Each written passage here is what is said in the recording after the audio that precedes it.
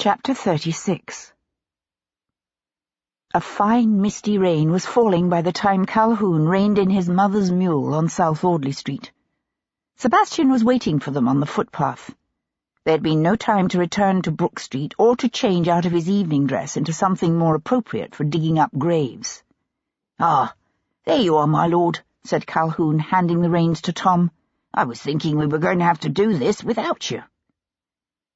The Church of St. George, Hanover, famous as the scene of so many fashionable Mayfair weddings, stood in a narrow triangle of land formed by the confluence of George and Conduit Streets. As a result, the parish's 2 burial grounds had to be located further afield. The largest lay to the north of Hyde Park, beyond Edgware Road. The older, and more crowded, was situated here, just off Mount Street and South Audley, its side entrance a narrow cobbled passage that ran beside the South Audley Chapel, and what was known as the Mount Street Dead House. "Seems a dead giveaway, so to speak," said Tom in a loud whisper, "to have the wagon sitting right outside the churchyard gate. I mean, what's the watch going to think if he happens to see me here? This ain't exactly a gentleman's carriage." "Good point," said Sebastian, unloading the shovels and coils of stout rope. Between them, he and Calhoun eased the heavy sack containing Alexander Ross off the back of the wagon. Then he nodded to the tiger, who wore a simple dark coat and trousers in place of his usual distinctive striped waistcoat and livery. "Wait for us in Grosvenor Square. We'll catch up with you there." "Aye, governor," said Tom, spanking the reins against the mule's back. The wagon moved off noiselessly, the axles well greased. "Ready?" said Sebastian, shifting his grip on the burlap bag. Gibson shouldered the shovels, their ends wrapped in burlap, so they wouldn't clatter when they knocked against each other. "Fine lot of suck-em-up boys we make. A one-legged Irishman, a lord dressed like he's going to the opera, and a gentleman's gentleman." Calhoun laughed. They plunged between the high walls of the narrow passageway. The wind gusted up, driving the cool rain against their faces and rustling the leaves of the half-dead trees in the graveyard. "Devilish dark back here," said Calhoun, nearly dropping his end of the burlap sack as he stumbled over the uneven cobbles. "How the blazes are we supposed to see what we're doing?" "A lantern would be asking for trouble," said Sebastian. "Too many houses with windows nearby." "Easy for you to say," grunted Gibson, bringing up the rear. "You've got the eyes of a bloody owl." The burial ground opened up before them, a vast enclosed square filled with moss-covered gravestones and rusty iron railings overrun with tangled vines and weeds. "It's here," said Sebastian, leading the way to a mound of sodden dark earth in the lee of the dead house. "Lord save us," said Calhoun, burying his nose in the crook of his arm. "What's that smell?" "That's coming from the dead house," answered Gibson. "A couple of watermen fished a body out of the river yesterday. I understand it was pretty ripe." Despite the exclusivity of its neighbourhood, the Mount Street mortuary was the destination of all unidentified bodies pulled from the Thames between the bridge and Chelsea. Calhoun gazed up at the elegant row of houses that backed onto the burial ground. "Imagine being a fine lord living in one of those great big places, and having to smell that every time they pulled somebody out of the river." "Maybe they get used to it," suggested Sebastian, easing Alexander Ross down onto the wet grass beside his empty grave. Calhoun studied the dark mound of recently turned earth before them. "You don't think the sexton will notice the grave's been disturbed when he comes to dig it up in the morning?" Sebastian spread a tarp to catch the soft dirt. "It hasn't been that long since he was buried, and the rain will help cover any traces we leave." They went to work with the shovels, the rain pattering softly as they threw aside a growing mound of sodden earth. The resurrection men had refined their technique so that they typically dug down only at the head of a coffin, then broke the lid with a pry bar, and pulled the body out of its grave with ropes. But since their aim now was to put Alexander Ross back into his grave, they would need to expose the entire casket. The shovels bit into the wet earth quietly. They were made of wood rather than metal, in order to avoid the telltale ringing clang that could come from a metal spade unexpectedly striking a rock or hitting wood. They were just scraping the dirt off the top of Ross's smashed coffin lid when Sebastian raised his head, his acute hearing catching the muffled clop of a horse's hoof, the scuff of furtive footsteps. "What is it?" asked Gibson, watching him. "Company." "Actually, I think we may have competition." Sebastian slipped the loaded double-barreled flintlock from his pocket. "I'll take care of them. Just get Ross back where he belongs as quickly as you can."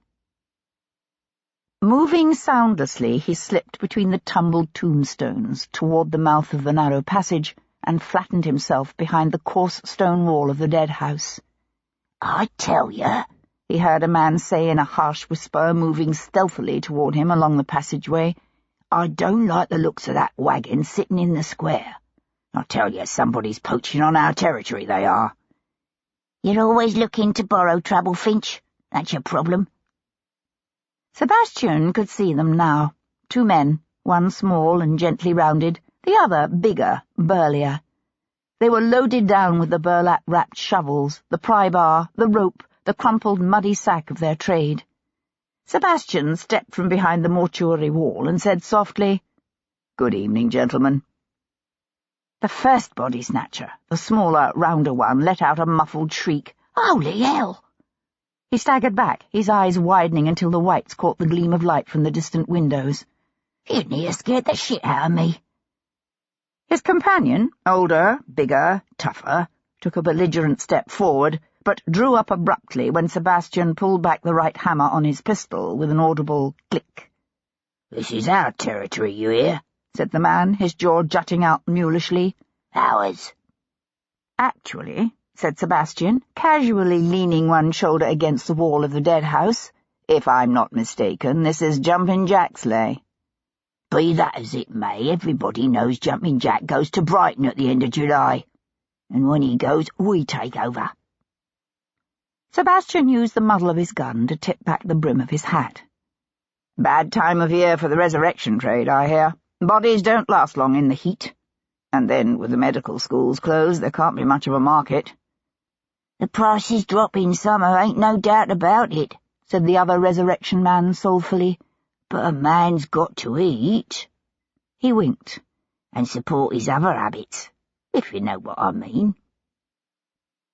Sebastian glanced back toward Alexander Ross's grave. Between them, Calhoun and Gibson had worked the ropes beneath the empty coffin and lifted it from the grave. Now Calhoun was busy clothing the corpse with his inimitable skill and arranging it in the casket. Bringing his gaze back to the resurrection men, Sebastian said, "The thing of it is, gentlemen, we're not here to encroach upon your trade." "Get on with you," said Finch. "What else would you be doing here?" He squinted at Sebastian through the darkness. "Although you must be a regular green un dressing like that for this kind of work." Sebastian could hear the scrape of ropes, the thump of the now laden casket being lowered back into its grave. "Actually, we're looking for a skull." "A skull?" The soft thud of quickly tossed shovelfuls of wet earth hitting the top of the casket drifted across the churchyard. Sebastian said, "Just a skull. For Lady Lennox's masquerade. You see, I rather fancy the notion of going as the Angel of Death." "The what?" "The Grim Reaper. Death personified." The 2 resurrection men exchanged guarded glances. The elder one squinted at Sebastian through the misty rain. "He must be foxed, or mad. What are you, then? Some kind of bloody lord?" "Would a lord be robbing a burial ground?" asked Sebastian, pushing away from the wall as Calhoun and Gibson came up beside him. "Now, if you'll excuse us, gentlemen, we'll be on our way." "Lord love us, I need a drink," said Calhoun, looking faintly green around the gills as he paused on the flagway in front of the chapel to draw in a deep breath of fresh air. "I've dressed many a gentleman in my career, sober, drunk, and even dead. But I must say, this is the first time I've ever been called upon to dress one who was in bits." Monday, the 27th of July. By the next morning, the rain had settled into a steady downpour. Arriving at the Mount Street burial ground just after 8, Sebastian found Sir Henry Lovejoy standing beside Alexander Ross's half-open grave. He had his hat pulled low, his shoulders hunched, as he watched a sexton and his young helper struggle to shift the wet, heavy mud. "Nasty day for it," said Sebastian, coming up beside him. "Nasty work, full stop," said the magistrate. They stood together in silence, watching the gravediggers. There was a loud scratching as the shovels scraped along wood. One of the men exclaimed, "They don't look good, Sir Henry." Lovejoy peered through the pounding rain. "What does that mean?" "The lid of the coffin's all busted up." With a rare oath, Sir Henry ventured closer to the edge of the open grave. "Are you telling me the resurrection men got him?" The sexton clambered down into the hole with his ropes. "That's what I was thinking when I first seen it, sir, 'cept the coffin's mighty heavy for all that." The sexton's face turned red as between them the two men slipped their ropes beneath the shattered casket and heaved. The coffin came up out of the ground with a sucking plop, the lid bouncing and clattering loosely as it hit the wet grass, hard. Lovejoy held a thickly folded handkerchief to his nose. "Well, something's in here," said the sexton, cautiously sliding the lid to one side. "Course, it could just be rocks. I've seen 'em do that." The lid fell away to reveal Alexander Ross lying nestled in the mud-streaked satin liner of his casket, his death-swollen face now turned a ghastly shade of reddish-green, his body clothed with rare skill by one of London's finest, who'd risen admirably to the occasion despite the considerable handicaps imposed by darkness, the need for speed, and the disjointed nature of the gentleman involved. "Don't understand it, sir. He's here all right, but his shroud's been cut off and left in a muddy wad at his feet." "Perhaps the sack-em-up boys were interrupted at their work," suggested Sir Henry. "Could be, sir. 'Cept why then was the grave filled back in?"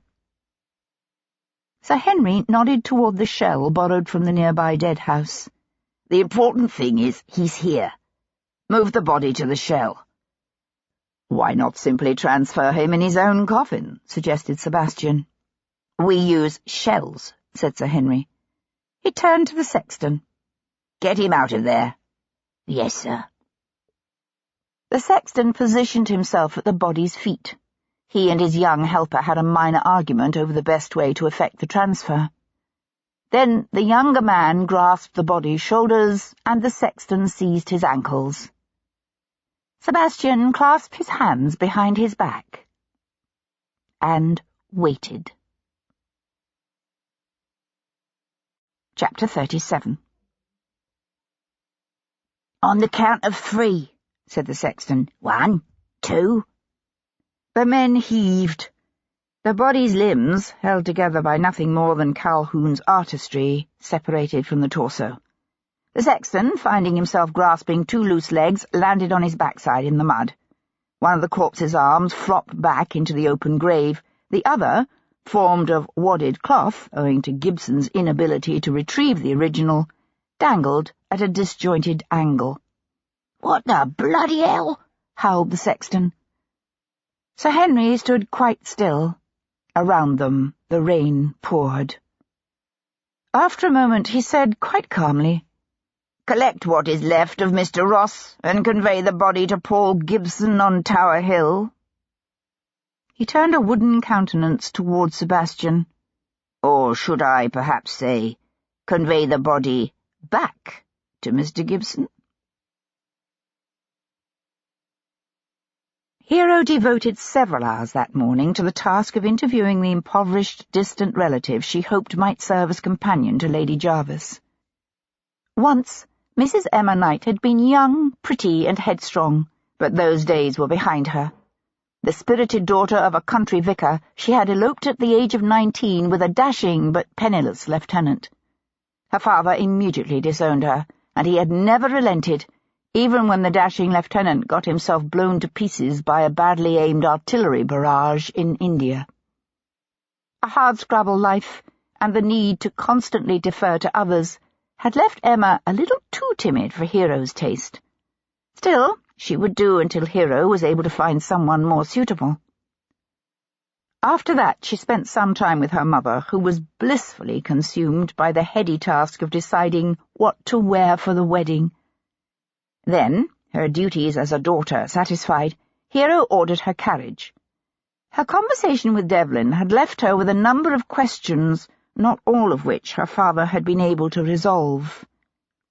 But Hero knew where to look for some of the answers. Her first destination was Montague House on Portman Square. Once the home of the 18th century Queen of the Bluestockings, the house now served as the residence of the Turkish ambassador to the court of St. James. The ambassador's wife, Yasmina Ramadani, received her in an exotic kiosk in the residence's extensive, high-walled rear gardens. By now the morning's rain had cleared, leaving the deep blue sky clean and fresh. "Miss Jarvis," said Yasmina, taking Hero's hand to draw her toward the kiosk's array of plump cushions and exquisite silk carpets, "I've been hoping you would visit me again. Please, come join me." She was a beautiful woman, fine-boned and dusky-skinned and green-eyed, with a heavy fall of dark hair and a wide, red-lipped mouth. She had a way of moving that fascinated Hero, not just graceful but sinuous, each gesture one of fluid beauty. It occurred to Hero that she was utterly at ease in her own body in a way few English women were. Like a dancer, perhaps. Or a courtesan. "The clouds didn't last long, did they?" said Hero, opening her parasol and positioning it carefully to shade her face from the sunlight. Watching her, Yasmina leaned back against her cushions and gave a melodious laugh. "Believe me, Miss Jarvis, the English sun is not strong enough to require such vigorous measures to hold it at bay." Hero tugged at her skirts. There was obviously a talent to lolling gracefully on cushions, and she didn't have it. "Easy for you to say. You don't have a tendency to freckle." "Ah, for that you must use crushed strawberries, is it not? I was reading something about it just the other day." Her English was enviably fluent, with only a light, deliciously lilting accent. Hero had learned that in addition to Turkish and English, the woman also spoke Greek, Arabic, French, and what she called a smattering of Farsi. Hero said, "I don't think even a gallon of strawberries would help my freckles after a day in the sun." Laughing again softly, Yasmina reached out to idly run her fingers over the strings of an oud, a wooden instrument similar to a guitar that lay on a nearby cushion. "You are to be married soon? Is this not so?" The question took Hero by surprise. Yasmina's smile widened. "I saw the announcement in this morning's papers." "Oh, yes. I'd quite forgotten the notice was to appear this morning." Casting Hero an enigmatic sideways glance, Yasmina picked up the oud and began to play it softly. "I have met your Lord Devlin. He is a wild one, yet clever, too.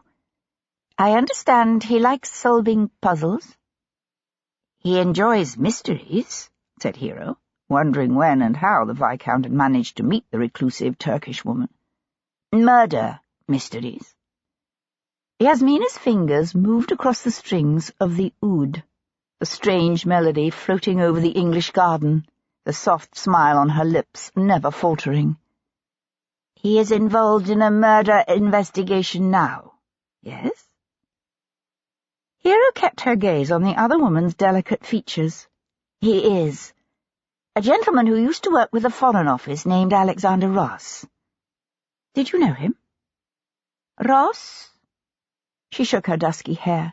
"No, but then I meet few men. Our culture is not like yours. The sexes do not mix freely outside the family."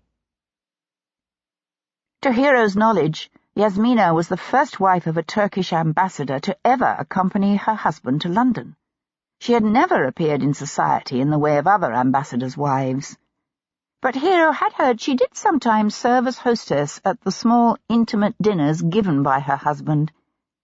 Hero said, "You have met some Englishmen, have you not?" Yasmina threw her a sideways glance. "Some, yes." "What about the Swede, Carl Lindquist? Are you familiar with him?" "I don't believe so, no." "He is with the Swedish embassy?" "Not officially, but he was affiliated with them in some way. Now he's dead." "Murdered as well?" "Yes." Yasmina tisked softly. "It is a dangerous place, London. I'd no notion." "More dangerous than Constantinople?" Yasmina's eyes crinkled with amusement. "Perhaps not."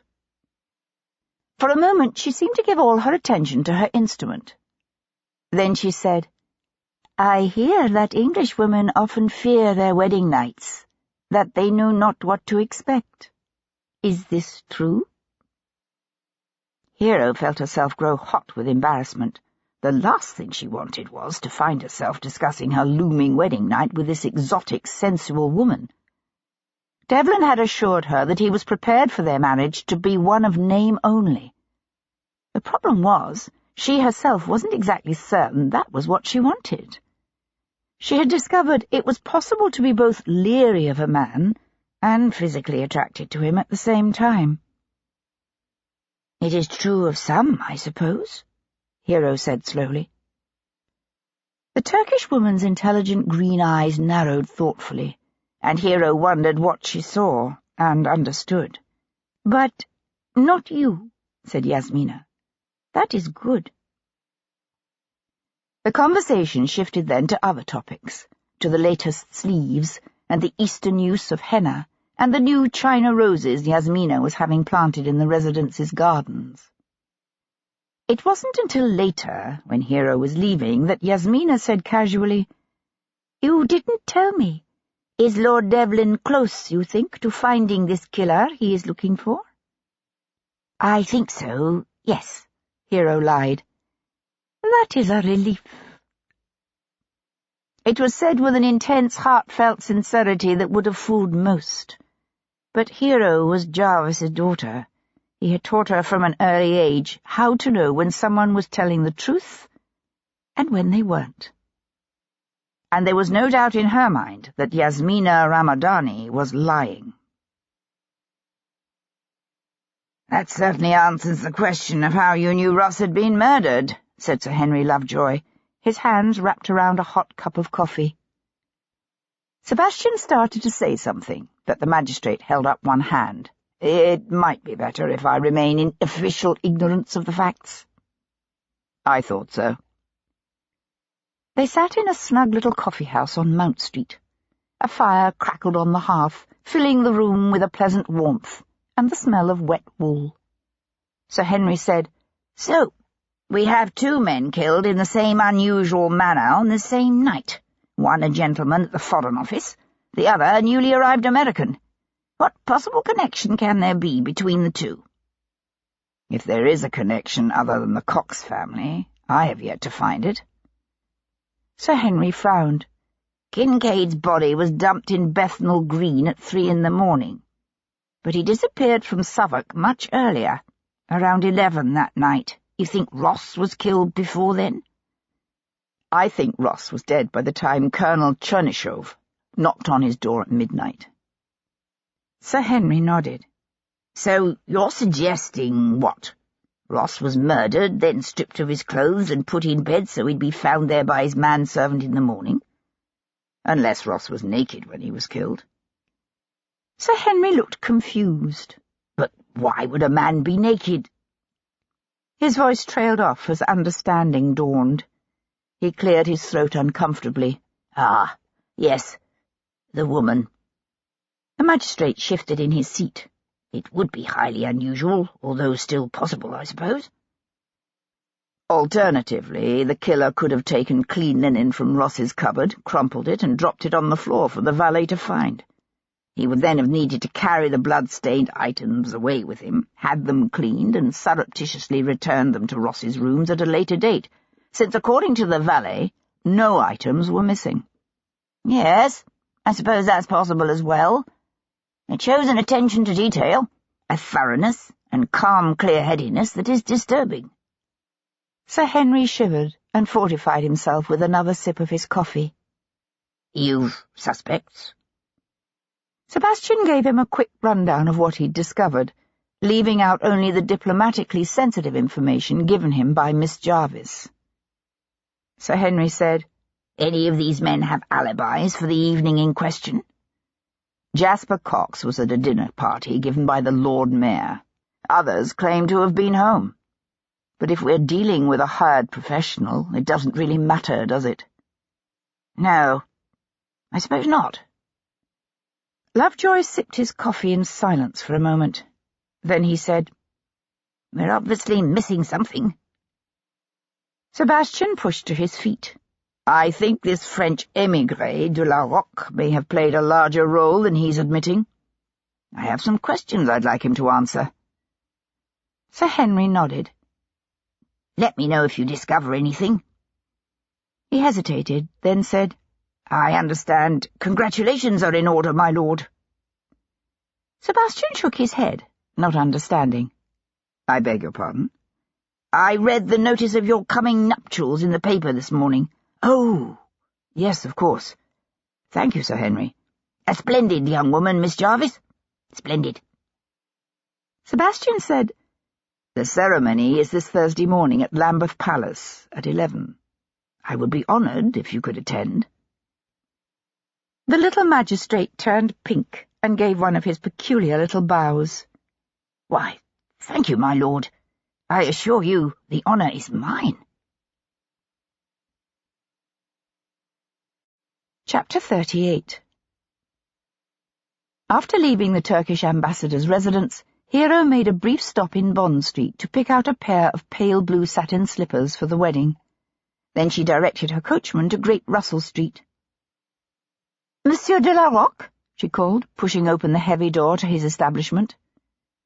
Her voice echoed through the empty cluster of interconnected rooms lined floor to ceiling with shelf after shelf of mouldering books.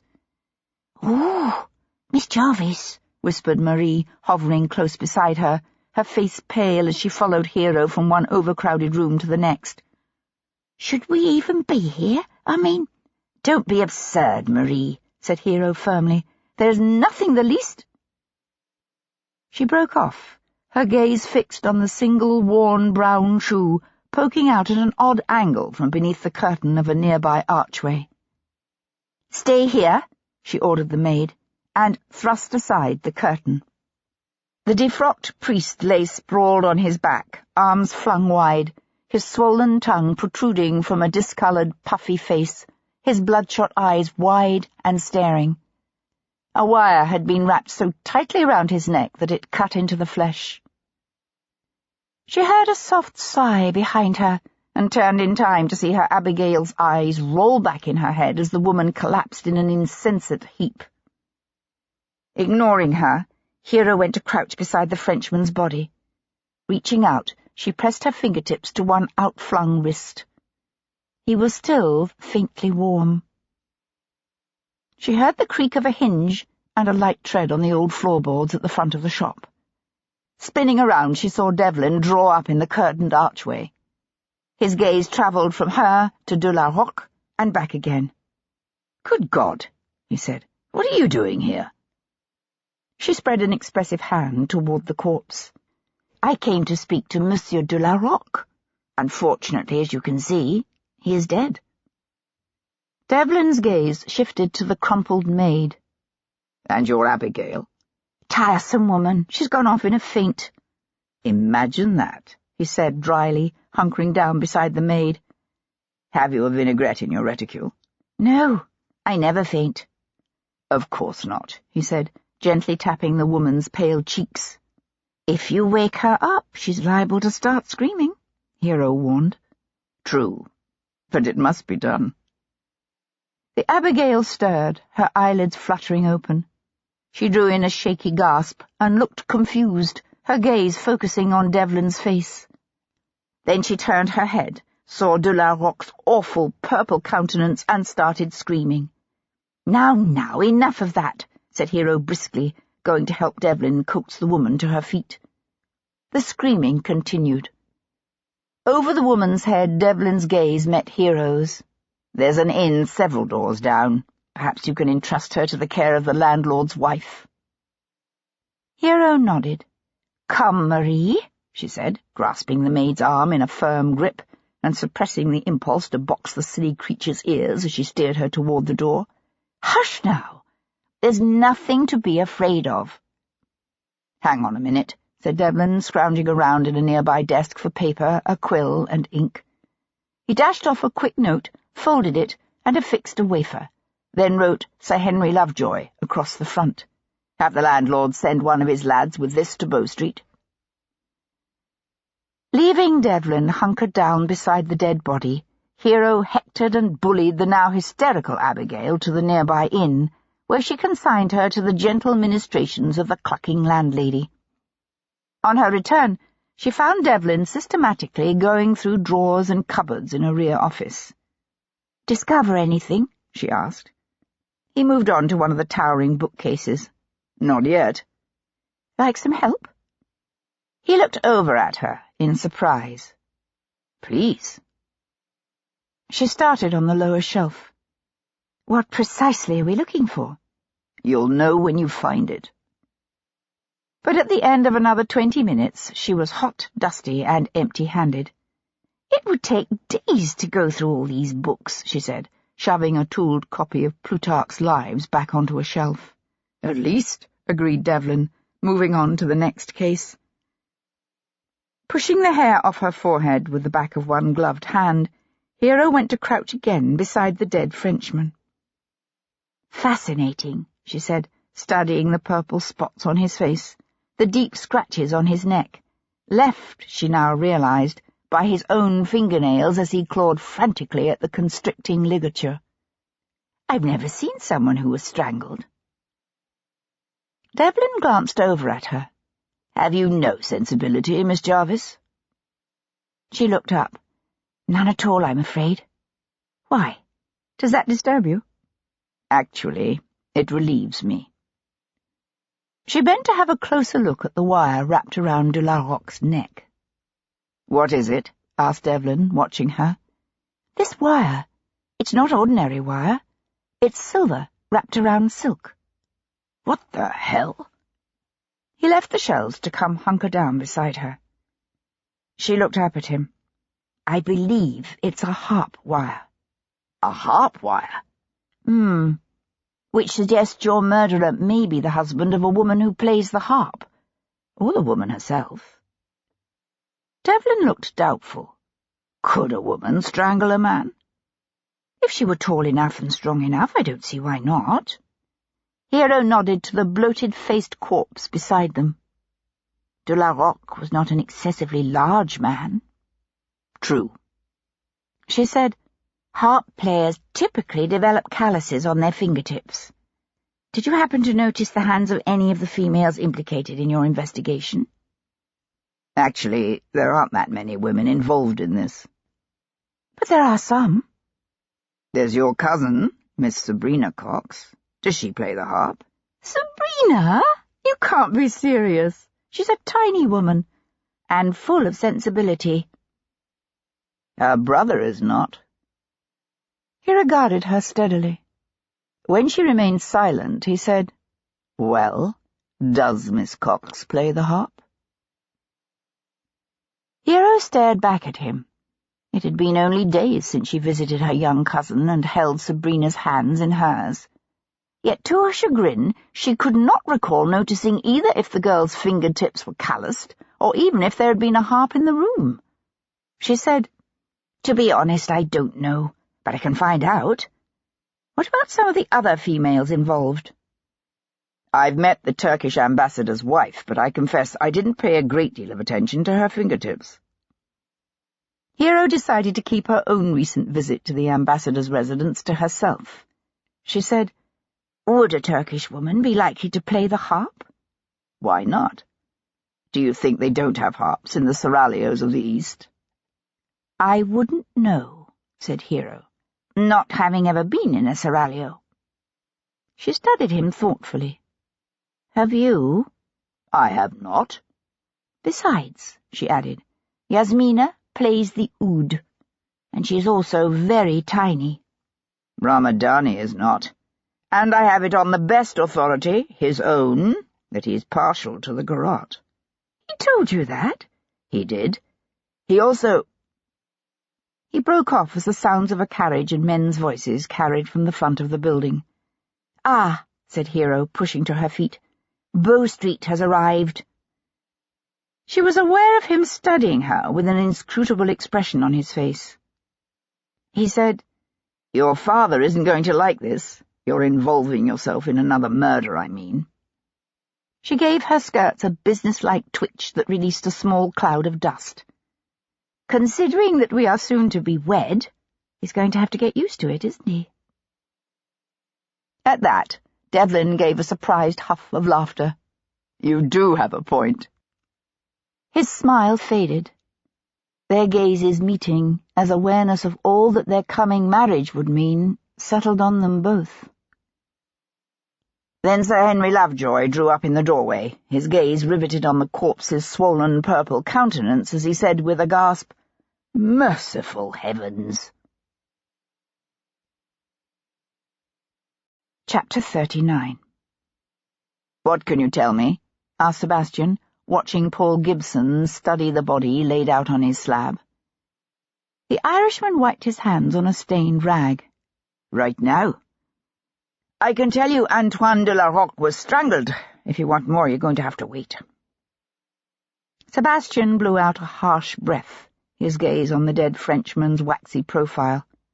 "For some reason, I feel as if we're running out of time." Gibson grunted. "From what you've told me about Monsieur de la Roque, his murder may not be related to the death of Alexander Ross at all.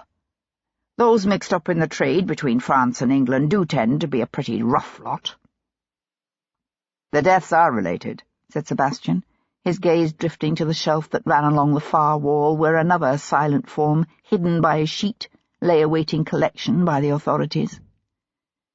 "Did you discover anything when you looked at Carl Lindquist?" "Nothing of note. The cudgel found beside the body was definitely the murder weapon. He was hit from behind. In all likelihood he was dead within a few minutes. I doubt he even knew what happened." Gibson reached for a scalpel and held it aloft. "Now, are you certain you want to stay for this?" Sebastian beat a hasty retreat to the unkempt yard. He stood for a moment, the afternoon sun beating down hot and golden on his shoulders. He was aware of the buzzing of flies, the distant cry of some street hawker, the faint but inescapable scent of death that haunted this place. A new idea was beginning to take shape in his mind, hazy still, but tantalizing in its promise. The time had come, he decided, for him to pay a visit to the charming young Lady Foley. Hero was in the library of the house in Berkeley Square, an ancient tome on the dissolution of the monasteries lying open on the table before her, when she heard the distant peal of the front bell. A moment later, Grisham appeared in the doorway. "Excuse me, Miss Jarvis, but the Earl of Hendon is here to see you. I have taken the liberty of showing him to the drawing-room." "Yes, thank you, Grisham," she said, curiosity mingling with wariness as she rose to her feet and hurried up the stairs. She paused just outside the drawing-room door to smooth her skirts, then entered with her hand outstretched. "Lord Hendon, I'm so sorry to have kept you waiting. May I offer you some tea, or would you prefer a glass of wine?" He arose from his seat near the fireplace, a big barrel-chested man with a shock of white hair, and the famous blue eyes so noticeably lacking in his air. For years she had known him as one of Jarvis's fiercest and most determined rivals. It struck her suddenly that she would need to begin to think of him as the father of the man who would be her husband. "No," "Nothing, thank you," he said gruffly. "I won't keep you long." He clasped her hand, and she was aware of his gaze hard on her face, as if he was searching there for something that might make sense of the incomprehensible. Then he released her and cleared his throat. "It's no secret that your father and I have had our differences in the past, and I've no doubt we will continue to do so in the future. But, well, I'm here to assure you, this coming marriage has my blessing, for all that." "Thank you, my lord," she said, unexpectedly touched. "I won't deny it comes as something of a surprise," he continued. "In fact, well, never mind that. The truth is, it's long been my wish to see my son and heir settled in life before I die, and I'm grateful that it has come to pass." Hero found herself smiling. Even if you can't help but wish he might have chosen to ally himself with a different house. An answering gleam shone in the Earl's blue, sincere eyes. "I won't deny that, no. But it doesn't alter the fact that I wish you well, and I just wanted you to know that. Even if I don't understand what the bloody hell it's all about." The unsaid words hovered in the air between them. She said, "Won't you please reconsider and have a glass of wine?" No. I have a meeting with Castlereagh at the Foreign Office." He reached into an inner pocket and drew forth a small trinket box. "I also wanted to give you this. It's not much, but it belonged to my great-grandmother." Hero found herself holding an exquisite relic from a previous century, its enamelled top worked in a style she'd never seen before. "Thank you," she said quietly. "I shall treasure it." "Yes, well." He tightened his grip on his hat. "Until Thursday, then." After he had gone, she went to lean against the window frame, her gaze on the square below. She was still standing there, her thoughts far away, when she saw her father alight from his carriage and enter the house. She was fully expecting him to seek her out and express his displeasure at her involvement in one of Devlin's murder investigations. But when he entered the parlour a few moments later, his attention was obviously elsewhere. "Ah, there you are," he said, a sheaf of papers in one hand. "I've just come from a meeting with our man of business. I think you'll be pleased with the provisions of the settlement. Not only has Devlin agreed to an annual jointure set at 15% of your portion rather than the usual 10%, but he has also insisted on including a number of provisions that are highly irregular, to say the least." "Such as?" "Listen to this." He flipped open the document.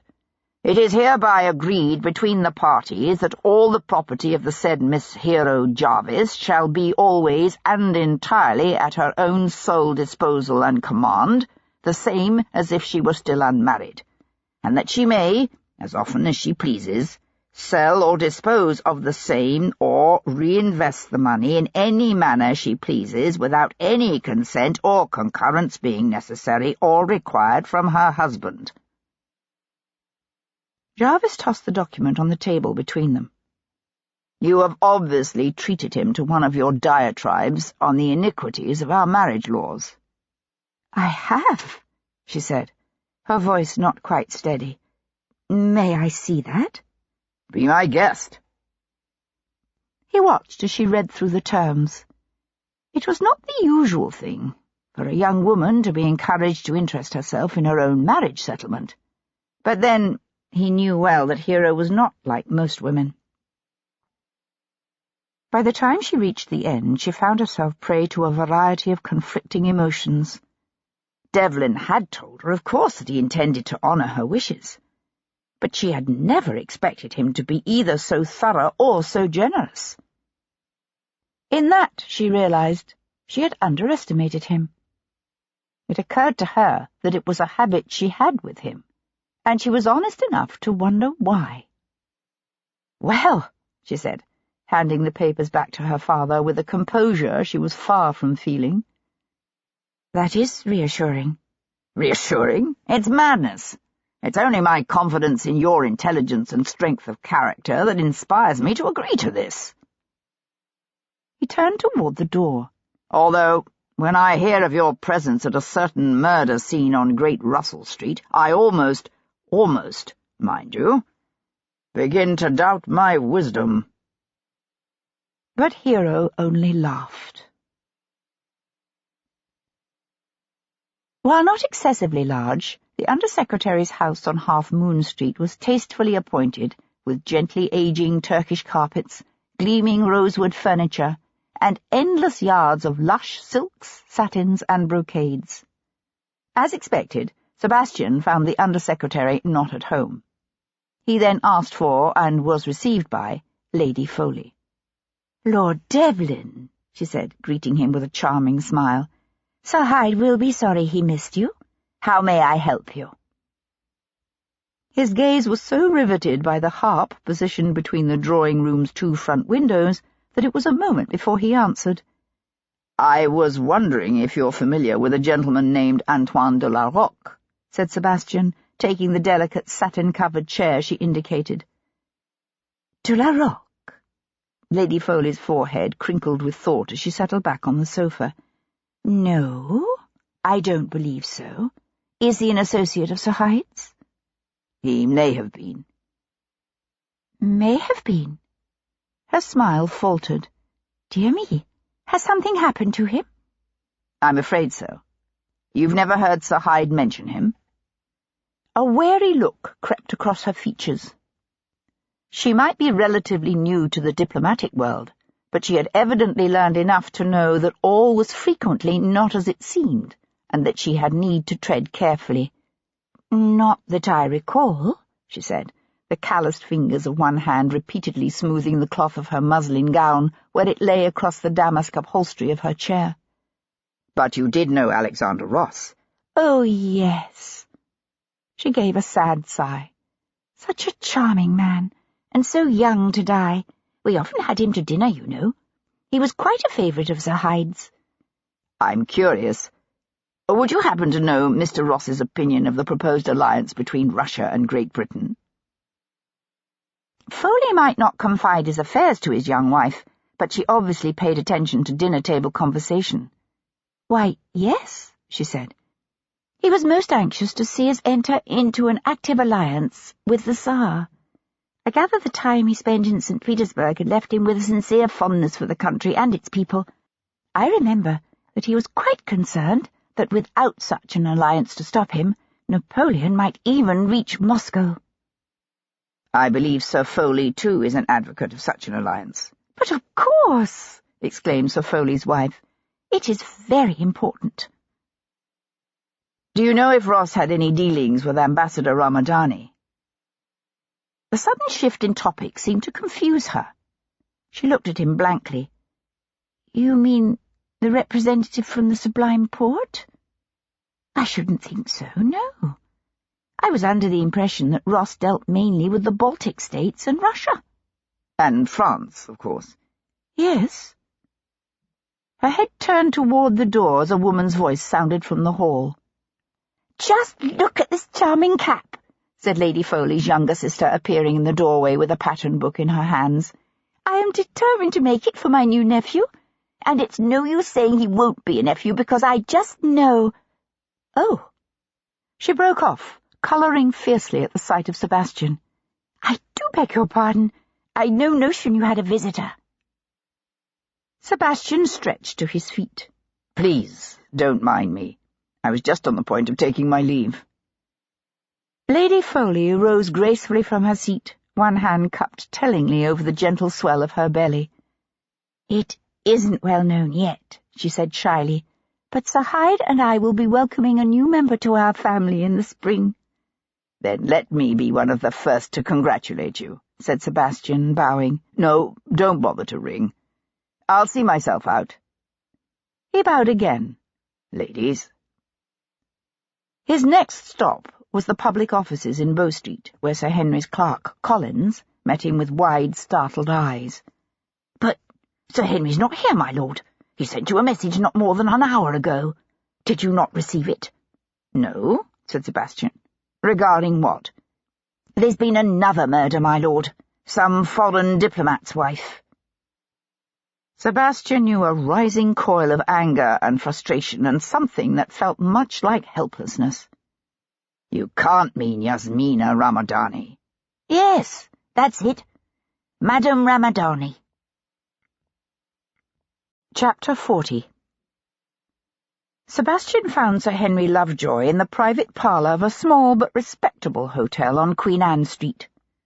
The room was neat and clean, but not particularly stylish, with a scattering of old-fashioned tables and chairs, and a fading, slightly threadbare carpet on the floor. Near the heavy round table in the centre of the room lay a still form covered by a sheet. "May I?" asked Sebastian, going to crouch down beside the body. "Please." Sir Henry's voice sounded strained. "I would more than welcome any assistance you can provide in making sense of all this. I've already been informed by the officers of both the Prime Minister and the Foreign Minister that to have the wife of an ambassador to the court of St. James meet with foul play in our city, particularly an ambassador from a state as strategically located as Ottoman Turkey, is not only diplomatically sensitive, but also a profound national embarrassment. Not to mention a personal tragedy." Sir Henry watched Sebastian draw back the sheet. That aspect of the situation appears oddly irrelevant." The woman known as Yasmina Ramadani lay curled on her side, her thick-lashed green eyes wide and staring, her mouth parted, her head twisted back at an unnatural angle. Even in death she was beautiful, her flesh as pearly and smooth as a statue.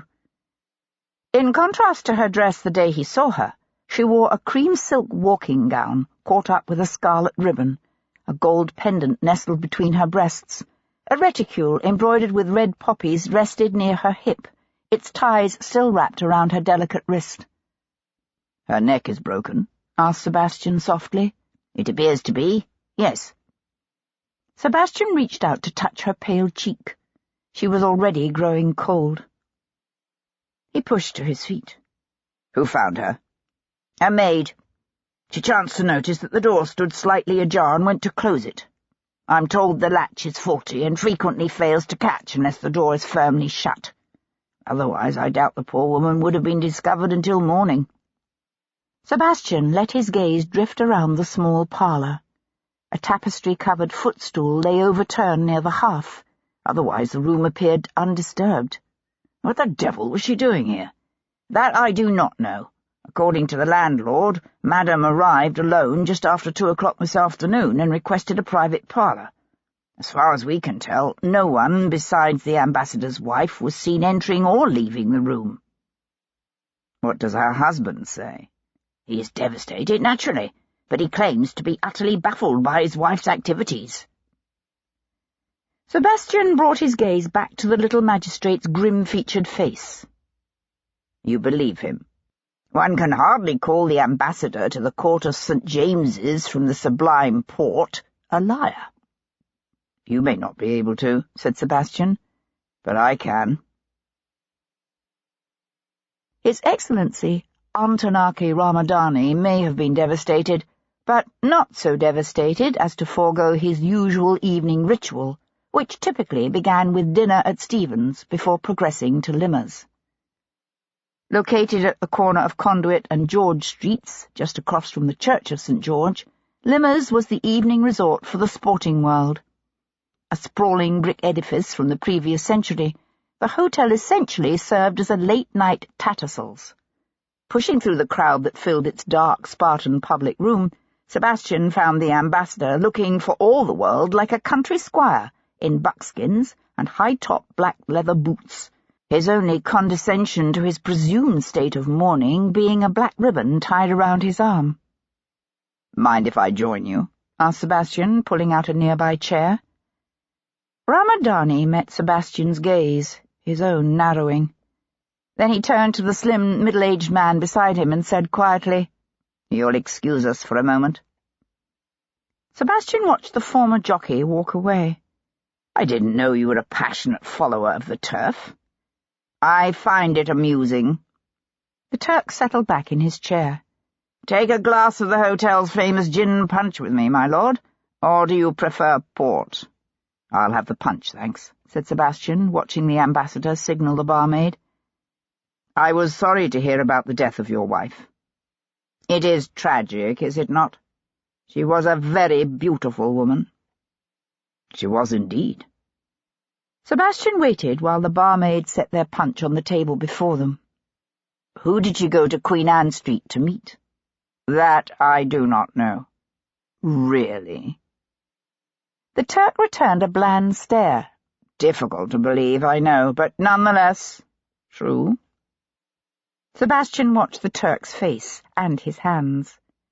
"I've heard the oddest rumour that Yasmina was not your wife, that she was, in fact, brought here to function as a spy." Ramadani gave him a thin, tight smile. He kept both hands wrapped around his punch, although he did not taste it. "Did you know that ambassadors posted to the court of St. James are subjected to closer scrutiny by your government than at any other court in the world? Closer even than that at the port? One might wish that we were so thorough.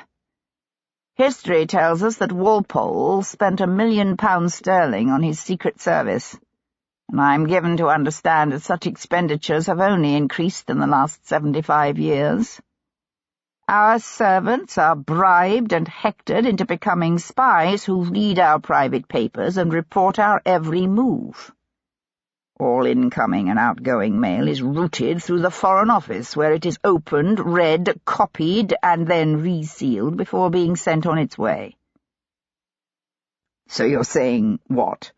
That a nation with so little respect for the sanctity of the diplomatic corps shouldn't object when some of its guest diplomats engaged in a bit of their own spying?"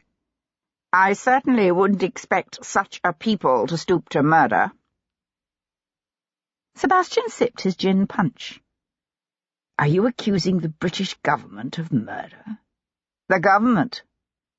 Ramadani pursed his lips and shook his head. "Perhaps not, but certain members within that government. Now, that's a different matter altogether." "Did you have anyone particular in mind?" The Turk gave a harsh smile. "May I suggest you address some of these questions to your prospective father-in-law? He is said to be omniscient, is he not? And the ruthlessness of his methods is legendary. Meaning, I told you I prefer the garrote, did I not? Antoine de la Roque was garroted. True, but not by me," said Ramadani, and he walked away, leaving his gin punch untasted. Charles, Lord Jarvis, was standing at the elbow of the Prince Regent in a gaming hell off Pickering Place when Sebastian walked up to him and said quietly, "If I might have a word with you, my lord. Outside." Annoyance and something else flared in the big man's eyes, but he flattened his lips and turned to murmur his apologies to the prince. "Well, what is it?" snapped Jarvis as he and Sebastian strolled toward King Street.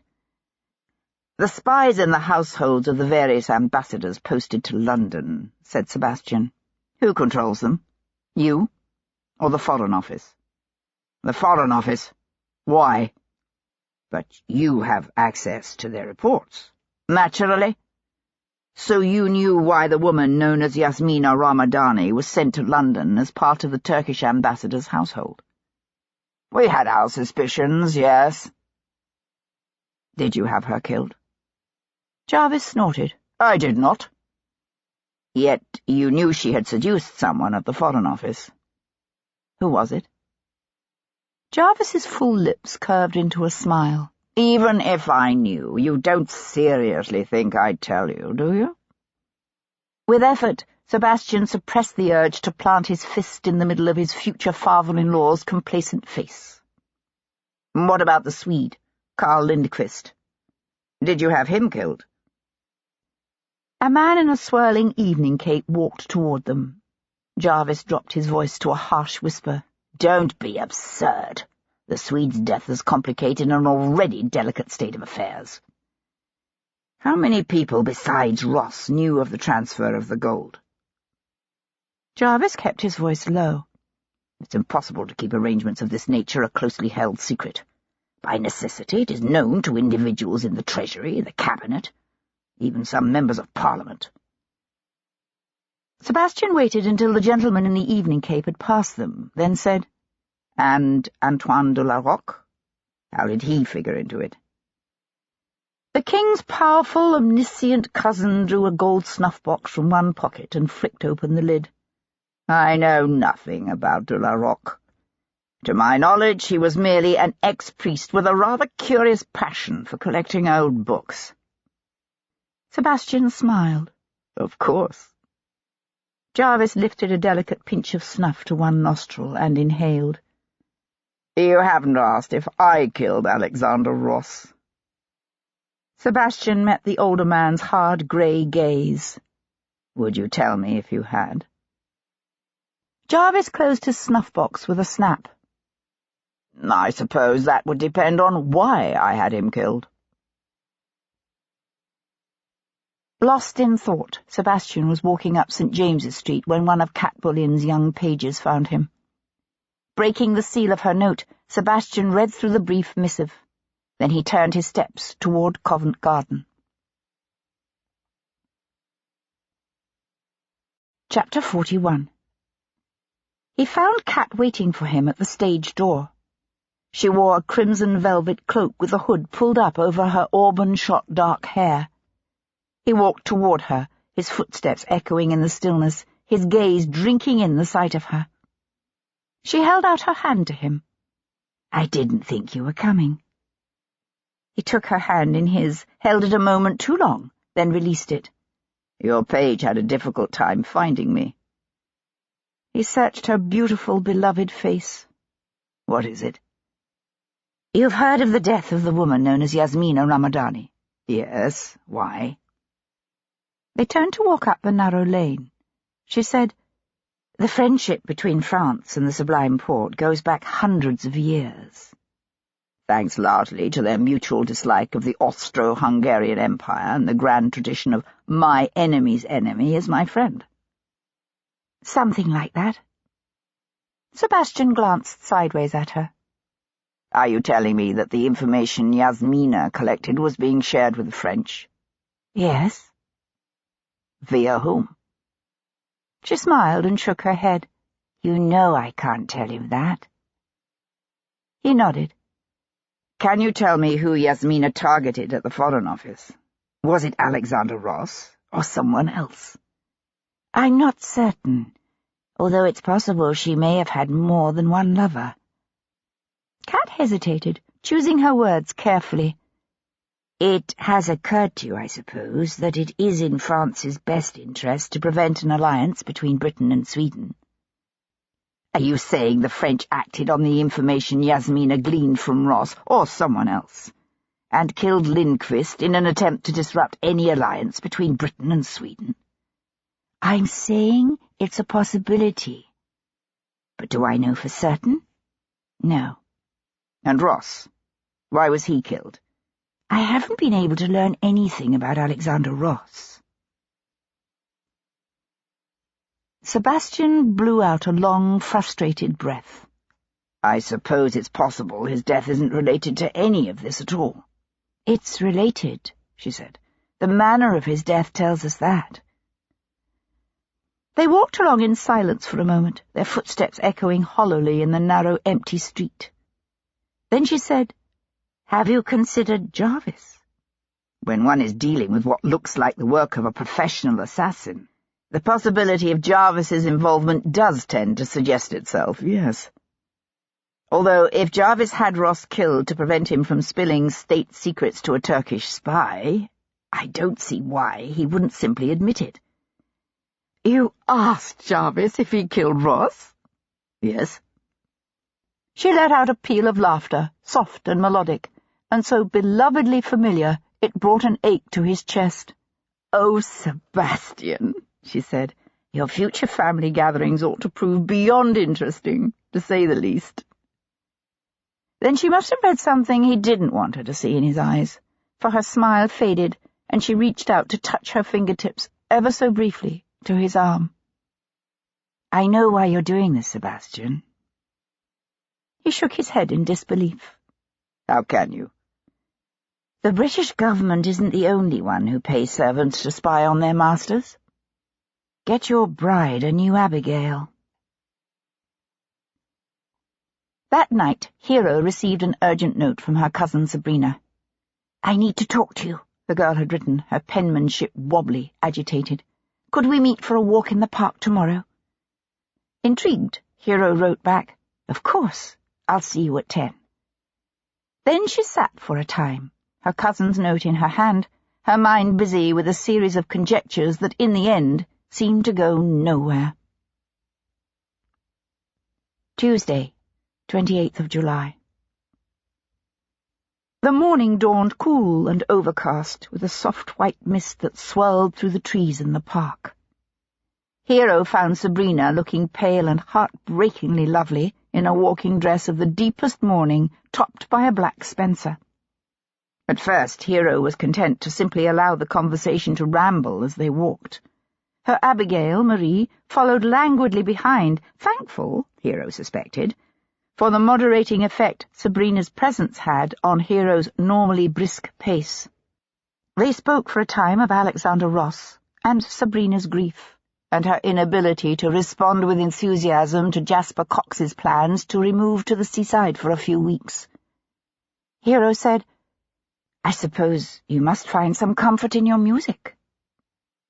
Sabrina choked back a sob. "I haven't been able to play since I heard. Since I knew." Her voice trailed away. Hero reached out to touch her cousin's shoulder in an awkward but sincere gesture of comfort. "It will come back eventually. I know it will." Then, feeling profoundly dishonest, even contemptibly sly, she added, "You play the harp, don't you?" Sabrina shook her head. "Pianoforte." "Of course, how could I have forgotten?" Hero stared off across the park to where the waters of the Serpentine glinted in the distance. She had never actually believed sweet, dainty Sabrina capable of wrapping a harp wire around a man's neck and twisting it until his face turned purple and the veins in his eyeballs burst. Hero wasn't so sure about Jasper. Hero said, "Were you by any chance acquainted with a French émigré named Antoine de la Roque?" "De la Roque? I don't believe so. Why? Who is he?" "He was a collector of old and rare books." Sabrina frowned. "A rather peculiar-looking man with a long neck and a small head." Hero glanced at her in surprise. "Yes, that's he. So you did know him?" "I met him once, when I was with Alexander." She sucked in a quick breath, her eyes widening with sudden comprehension. "You said he was a collector of old books. Why? What has happened to him?" "He was killed yesterday." Sabrina shuddered and turned so alarmingly pale that for a moment Hero worried she might faint. "You mean murdered?" Hero eyed her warily. "Yes, I'm sorry. I didn't mean to distress you. I shouldn't have mentioned it." Sabrina swallowed hard and shook her head. "No, you were right to tell me." She walked on in silence for a moment, her gaze on an old-fashioned closed carriage pulled by a pair of showy dapple greys that was drawing abreast of them at a sedate pace. The park was largely deserted at this hour. They could see only some children laughingly playing chase under the watchful gaze of a nursemaid, and a tall, broad-shouldered gentleman in fashionable trousers and a black coat walking briskly toward them. "Hero," said Sabrina, as if suddenly coming to a decision, "there's something I need to tell you." She broke off with a frightened gasp as the tall gentleman reached out to seize her arm, spin her around, and slam her back against his chest. In his left hand he held a pistol, its muzzle pressed against Sabrina's temple. "Do anything stupid," he said to Hero, his rough accent at decided variance with his natty clothes, "and your cousin here gets popped. Understand?"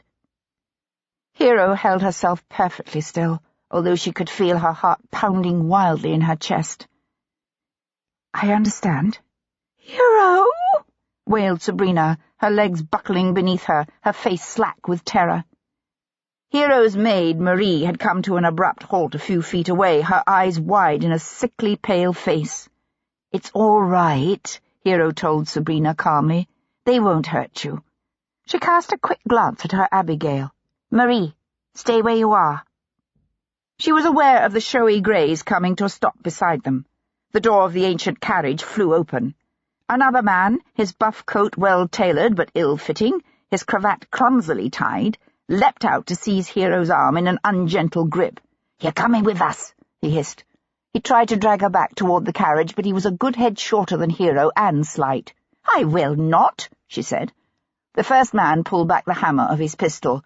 "Do what you're told." "Hero!" screamed Sabrina, lunging against his hold. "I'll go with you on 2 conditions," said Hero. "Oh, you will ya?" jeered the buff-coated man, shoving his beard-roughened, tobacco-stained face unappetizingly close to hers. "And what are your conditions, your ladyship?" "My cousin is allowed to leave safely." The black-coated man with the pistol laughed. "And?" Hero glanced down at the broken, dirt-encrusted nails digging into the fine cloth of her walking dress. "You take your filthy hand off my arm." Chapter 42. Sebastian arrived in Berkeley Square to find the Jarvis household in an uproar. "What the devil is going on?" he demanded when the harried butler finally answered his peal. "I beg your pardon, my lord," said Grisham, his normally impassive face ashen, "but I am not at liberty to—" "If that's Devlin," boomed Lord Jarvis's gravelly voice from the back of the house, "send him in. Now." Sebastian followed the butler through a hall filled with milling servants, Bow Street runners, and the steely-eyed, former military-looking types Jarvis tended to favour for doing his dirty work. From somewhere above stairs came the sound of hysterical weeping that inexplicably raised the hairs on the back of Sebastian's neck. Lord Jarvis stood before the great empty hearth of his library, surrounded by a throng similar to that in the hall. "Leave us," he snapped. He waited until the others had filed from the room, then shut the door and said to Sebastian, "Hero has been taken. She was walking with her cousin in the park when they were set upon. It appears that at least 2 men were involved, plus a coachman." Sebastian knew a strange numbing sensation of disbelief. As if from a great distance he heard himself say, "Both young women were seized." Jarvis shook his head. "Only Hero, and her Abigail, not Miss Cox." Sebastian took a deep breath, and when that didn't help the sudden crushing ache in his chest, he took another. "Their object is obviously not ransom," he said, walking over to pour himself a brandy. His voice came out calm, even cold, but the hand that reached for the carafe was not quite steady. "Obviously," snapped Jarvis. The Jarvises might be an ancient and powerful family, but most of their wealth was tied up in land. For anyone interested in extorting a fortune, Miss Cox would have been the more logical target. Sebastian sloshed a generous measure of amber liquid into a glass. "Is it an attempt to influence you on some looming policy decision, do you think?" "I've received no demands." Sebastian threw him a long, cold look. "I'll take you at your word." A flare of rage, primitive and uncharacteristically out of control, flared in the big man's eyes. "Damn you, you impudent bastard! This is my daughter we're talking about. My daughter!" Sebastian stared across the room at his prospective father-in-law. Once he would have said that Charles, Lord Jarvis, cared about nothing beyond his own power and the security of England and the House of Hanover. In that, Sebastian now realized, he'd been mistaken. "I will remind you," he said quietly, "that she is also my affianced wife, and the mother of my unborn child." "This is because of you." Jarvis punched the air between them with an accusatory finger. "You and this mad, quixotic quest of yours for justice. You have no idea what you've mixed yourself up in this time. No idea whatsoever." Sebastian set aside his brandy untasted. "What the devil are you saying? That Ross was involved in something else? Something more than the transfer of gold to the Swedish government?"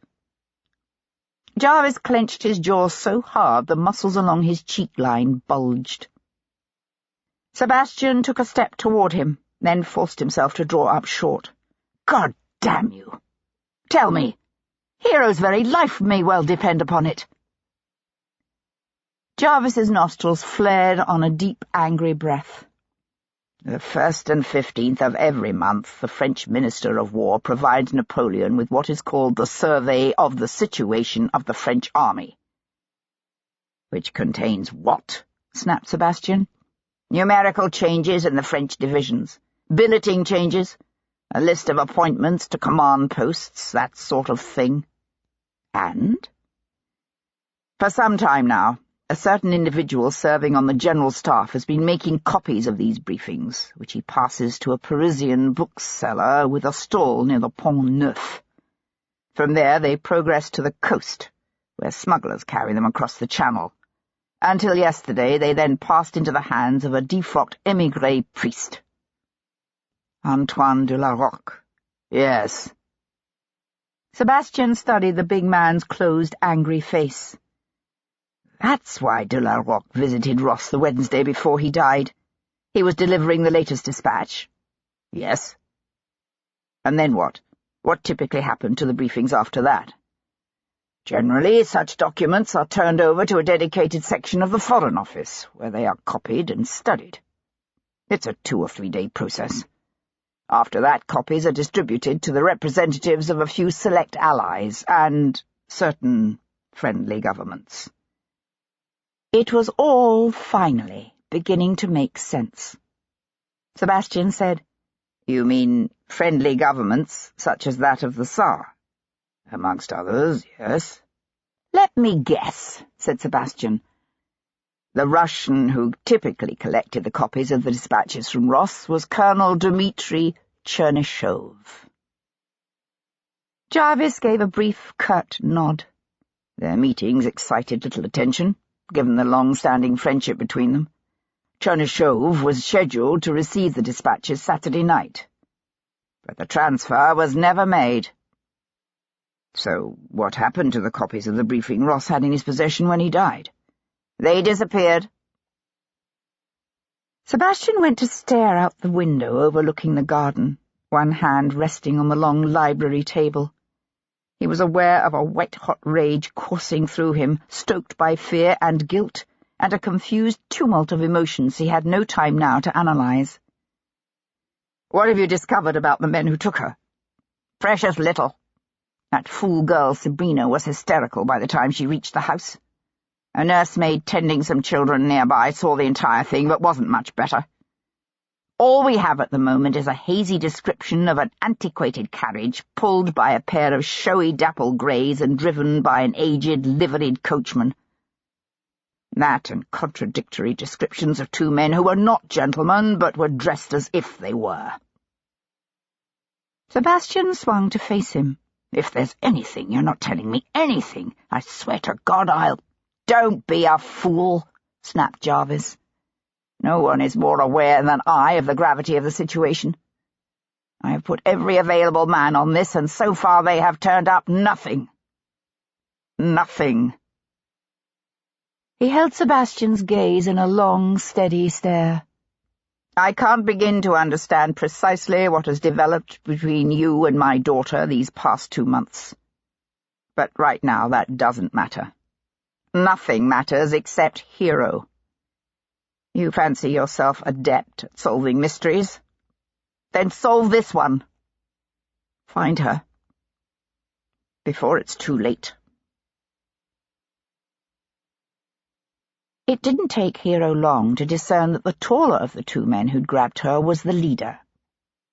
He sat beside her on the forward-facing seat, his body swaying easily with the lurching movement of the antiquated carriage, his head tipped back against the worn velvet squabs, his watchful gaze never straying far from her face.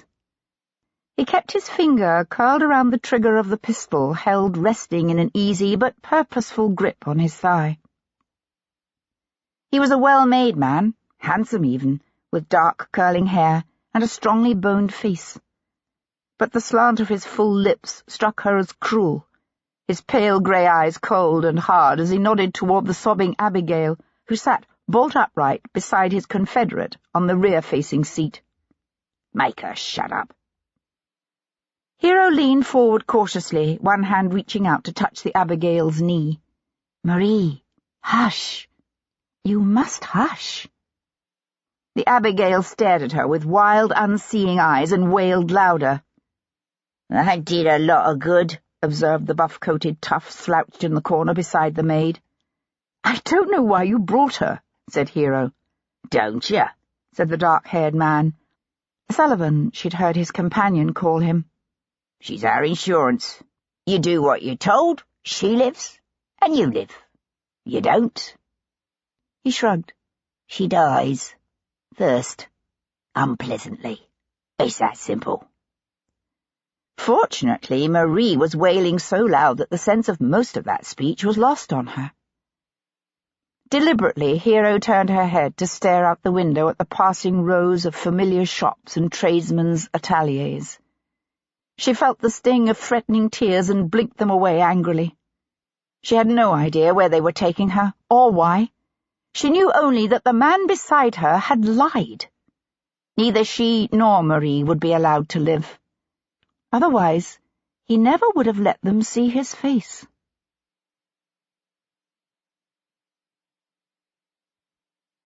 Chapter 43. No one knew better than Sebastian just how ruthlessly thorough Jarvis's minions could be. But on the off chance they'd missed something, he set Tom to scouring the neighbourhood of the park and asked Calhoun to make inquiries amongst some of his more unsavoury contacts. Yet barring any unexpected discoveries or a demand from the kidnappers, it seemed to Sebastian that his only hope of ever seeing Hero alive again lay in finding Alexander Ross's murderer. Quickly. And so he went in search of the Russian, Dmitri Chernyshov. The colonel was coming out of his lodgings in Westminster's Addington buildings when Sebastian caught him by one arm and the back of his coat to spin him around and slam his face against a nearby brick wall. "What the devil?" growled the Russian, heaving against Sebastian's hold. But Sebastian had the man's arm held in an iron grip and bent behind his back at a painful angle. "Miss Jarvis," said Sebastian quietly, bringing his lips close to the other man's ear as he increased the leverage on his arm. "Where is she?"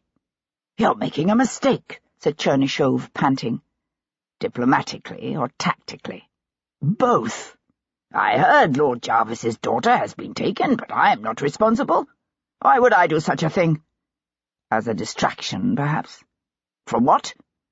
"My attempts to discover the truth about what happened a week ago last Saturday." The Russian was silent a moment. Then he said, "I did not kill Alexander. Why would I?" "I don't know. All I know is that your plans for that evening had nothing to do with a pint at Cribb's parlour. You went to Ross's rooms to take delivery of Napoleon's latest war briefing." The Russian's face twisted into a disdainful sneer. "And you are aggrieved because I failed to disclose this fact to you? I told you before, Devlin, there is much involved here of which you are ignorant." Sebastian increased the torque on the man's arm. "So, educate me." Chernyshov gave a ragged laugh. "Break my arm if you feel you must, but it will serve no purpose. I still won't tell you anything." "Let me help you out, shall I? The Russian Tsar is pressing the British government for an active alliance that will involve a commitment of troops to help deflect Napoleon's push toward Moscow. But certain elements within the government, the Earl of Hendon amongst them, are reluctant to divert troops to Russia at a time when they may soon be needed to protect Canada. Nevertheless, despite the lack of a formal treaty of alliance, the Foreign Office has been supplying Russia with copies of the French military dispatches which regularly make their way out of Paris via a band of smugglers in contact with a certain rare books collector named Antoine de la Roque. Ah. The Russian looked thoughtful. That I did not know, but it does help explain why he is now dead. As is the Swedish trader Karl Lindqvist, said Sebastian. I never knew Mr. Lindqvist.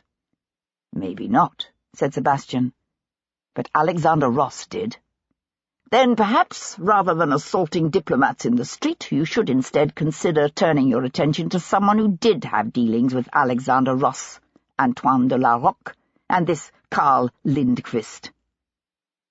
As in someone else in the Foreign Office? It seems logical, does it not? Sebastian shifted his hold on the Russian colonel. The copy of the briefing you were to receive the night of July 18th. What happened to it? I've no idea. I'm told Sir Hyde searched Alexander's rooms the next morning, but the briefing was never found. We were given a new copy just a few days ago. Sebastian frowned. Ross's man, Poole, notified Sir Hyde as soon as he found Ross dead? Yes, it was Sir Hyde who called Dr. Cooper, and subtly suggested to the good doctor that Ross may have suffered from morbus cordis. Perhaps. I wasn't there. Sebastian gave a grim smile. One last question. When we met at the Queen's reception, you told me of a quarrel at Vauxhall between Ross and the Turkish ambassador. You knew of the rumours that Madame Ramadani had seduced someone in the Foreign Office. I had heard whispers, yes. But you didn't believe them. I didn't believe it was Alexander. You didn't know him. I did. He was fiercely loyal, not only to his country, but to his friends and to the woman he loved. He would never have played her false. So where did the rumour originate? One might suspect with the man who actually did allow himself to be seduced. Sebastian released the Russian and took a step back. You mean someone like Sir Hyde Foley? Chernyshov adjusted his cravat. I don't know for certain, but it's what I suspect, yes. With a rising sense of urgency, Sebastian tracked Foley from Downing Street to Carlton House to Whitehall. He was just turning in through the classical screen of the Admiralty when he heard the shrill, ungenteel accents of his tiger raised above the rumble of wagons and carriages in the street. "Governor!" Sebastian turned to see Tom darting between a ponderous coal wagon and the high-stepping pair of shiny blacks pulling a phaeton. "Governor!" The tiger skidded to a halt, breathless. "We got something. The wife of the underkeeper, what lives in the lodge near the corner, recognised the carriage and dapple greys what come through the entrance to the park this morning. She says they belong to a livery stable on the Kentish Town Road. Seems Calhoun's ma and the livery owner is real thick, and he tells Calhoun the rig was let to a cove by the name of Sullivan. Todd Sullivan." Sebastian frowned. Sullivan? Who the blazes is he? "A weary rum character, according to Calhoun. Hangs around the Castle Tavern." They took her to a wretched one-room stone cottage with a tattered thatch roof somewhere to the northwest of the city. The cottage lay at the end of a rutted, overgrown lane, its windows broken and stuffed with rags, its yard empty and weed-choked.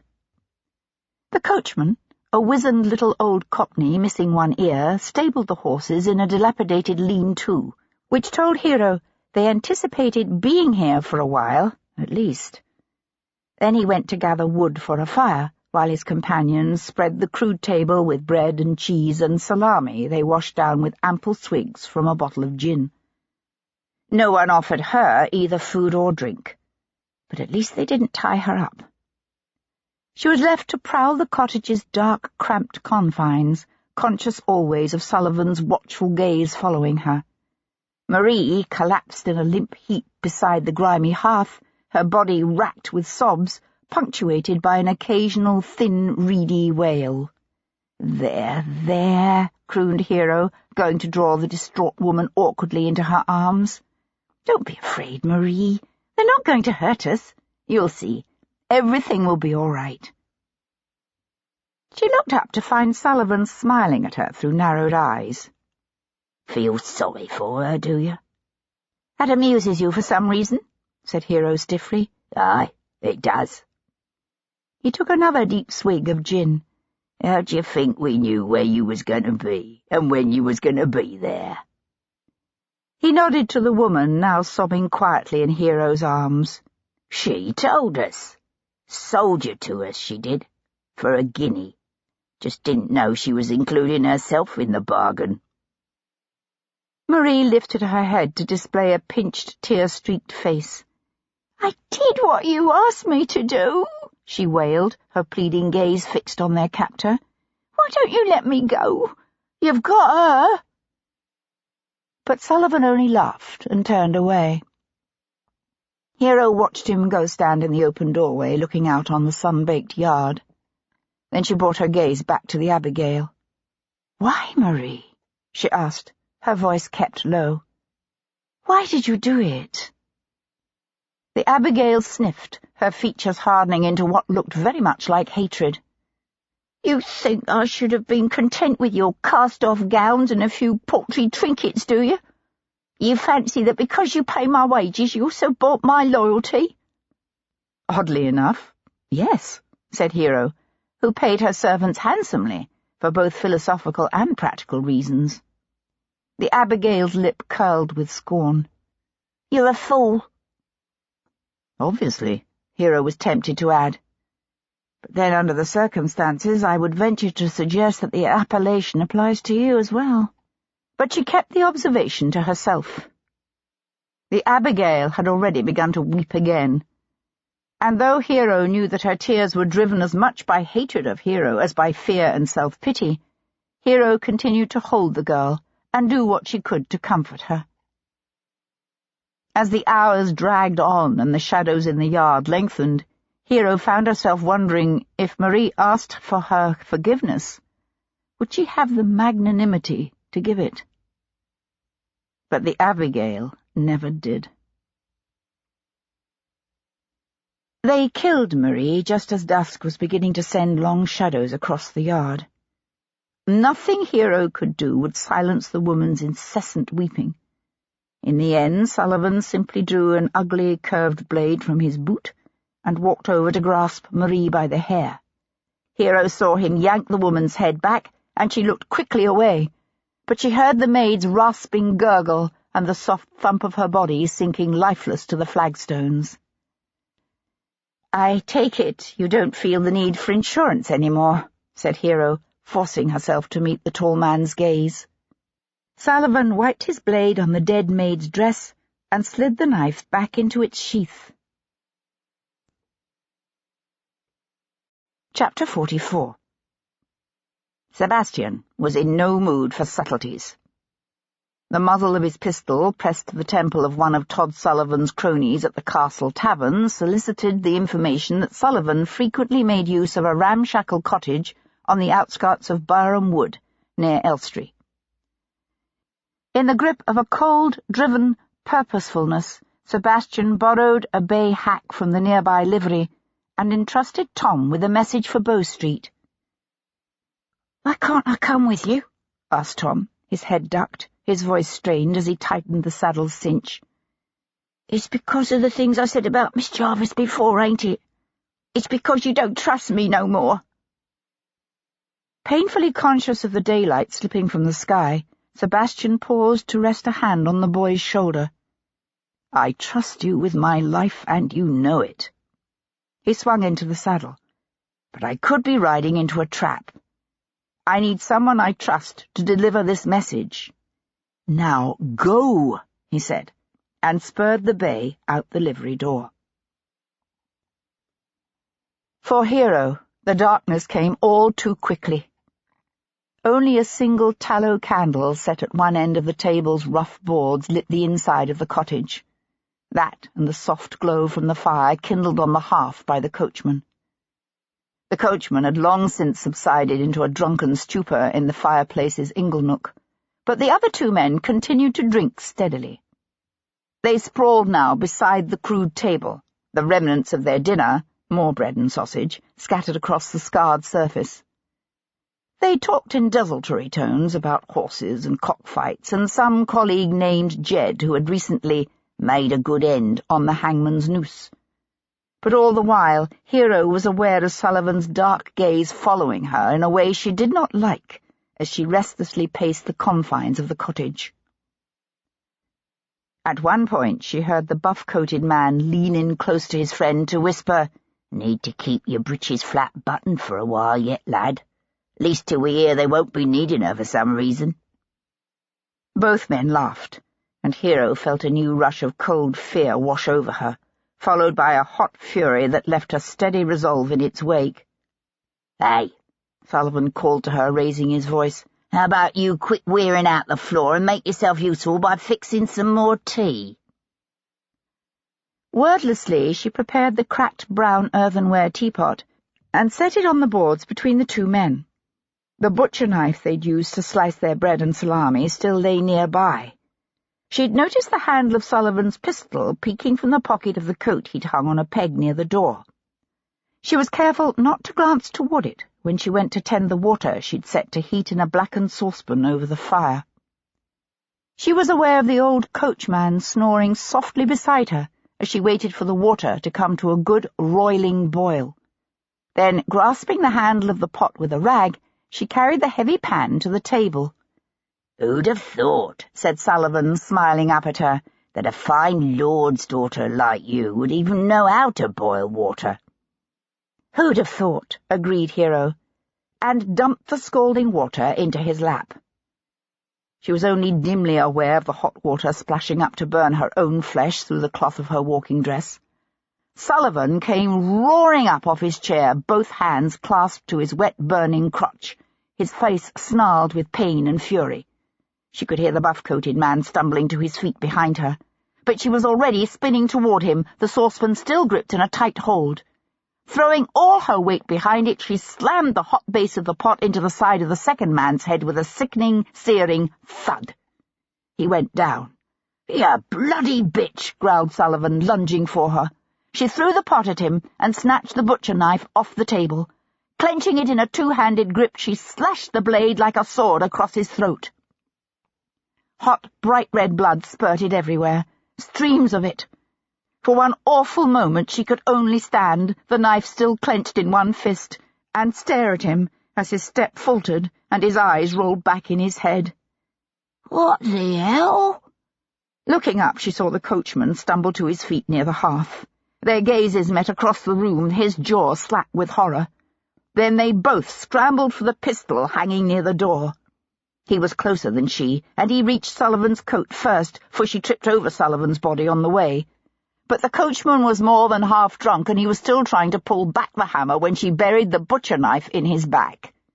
He howled and stumbled sideways, but he didn't go down. She tried to pull the knife out so that she could stab him again, only she couldn't seem to yank it free. She heard a scuffle of footsteps behind her, and looked around to see the buff-coated man staggering to his feet, the side of his face burned and blackened from where she'd hit him with the pot. "I'm gonna make you wish you'd never been born," he spat, charging her. Giving the old coachman a shove out of the way, she snatched the pistol from his loosening grip, pulled back the hammer, and fired. Sebastian was galloping down the overgrown lane when he heard the booming report of a pistol. He checked for a moment, a sick fear seizing his gut. Yanking out his own pistol, he spurred the bay forward again. He clattered into the yard of a tumble-down cottage, softly lit by moonlight. The door stood ajar. The familiar, tall figure of a woman leaned against the outer wall of the cottage. She had her head tipped back, her eyes open wide. In one hand she held a pistol, the barrel pressed against the blood-soaked skirts of her once elegant walking dress. "Hero," he said, sliding off his horse beside her. He realized he was trembling. "My God! Where are you hurt?" "I'm not," she said, her voice unbelievably calm and steady. She nodded toward the inside of the cottage. "They're in there." His own pistol held in a tight grip, Sebastian pushed the door open wide. A grey-haired, liveried coachman lay face down just to the left of the door, a butcher knife sticking out of his back. Another man, younger, wearing a buff-coloured coat, was sprawled on his back, halfway between the door and a crude table, a bloody hole blasted in his chest. He was alive, but barely. He breathed his last as Sebastian bent over him. A third man, taller, darker, Sullivan, Sebastian suspected, lay near the table. Someone had slashed his throat so viciously they'd half cut off his head. Sebastian put his gun away and walked back outside. She was still leaning against the rough wall of the cottage, just standing there, her chest rising and falling with her quiet but rapid breaths, her gaze on nothing in particular. At his approach, she turned her head, her eyes huge in the moonlight. She said, "Are they dead?" "Yes." "Good." He nodded toward the blood-splattered interior of the cottage. "You did that?" She glanced down at the pistol, then up at him again. "They killed Marie." Reaching out, he drew her into his arms. She came stiffly, holding back. "I'm all right," she said, her voice muffled against his neck, but he could feel the faint tremors rippling through her. He brought his hand up, hesitated, then began to stroke her hair. "I know." "I'm all right," she said again, trying to pull away, as if ashamed of even that momentary betrayal of fear and weakness. But he held her close, his lips pressed to her hair, his eyes squeezed shut. "Shh," he whispered. "It's over."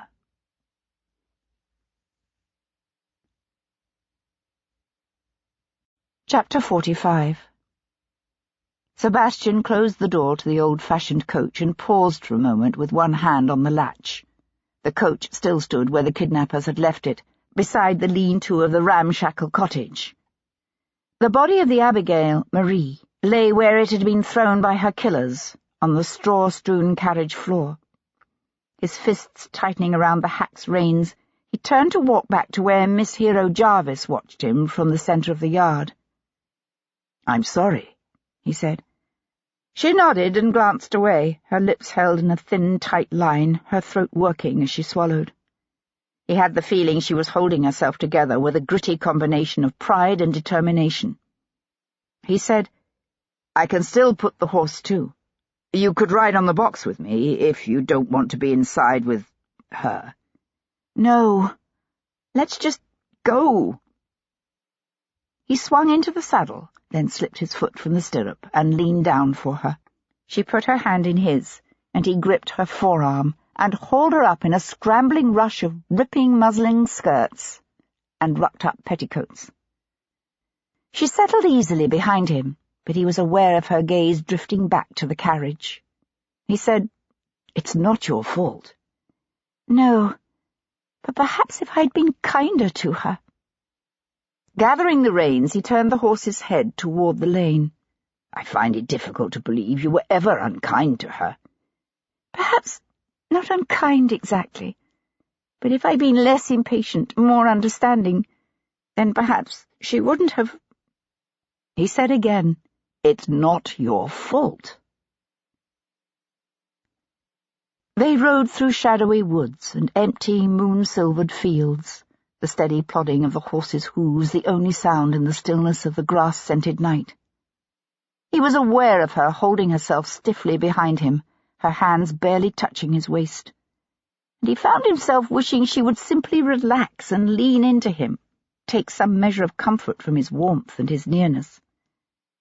He could only guess at the horror of all that she had been through in the last 12 hours, or the extent to which she was still struggling to come to terms with her own capacity for violence, and the need to make that knowledge a part of her understanding of herself.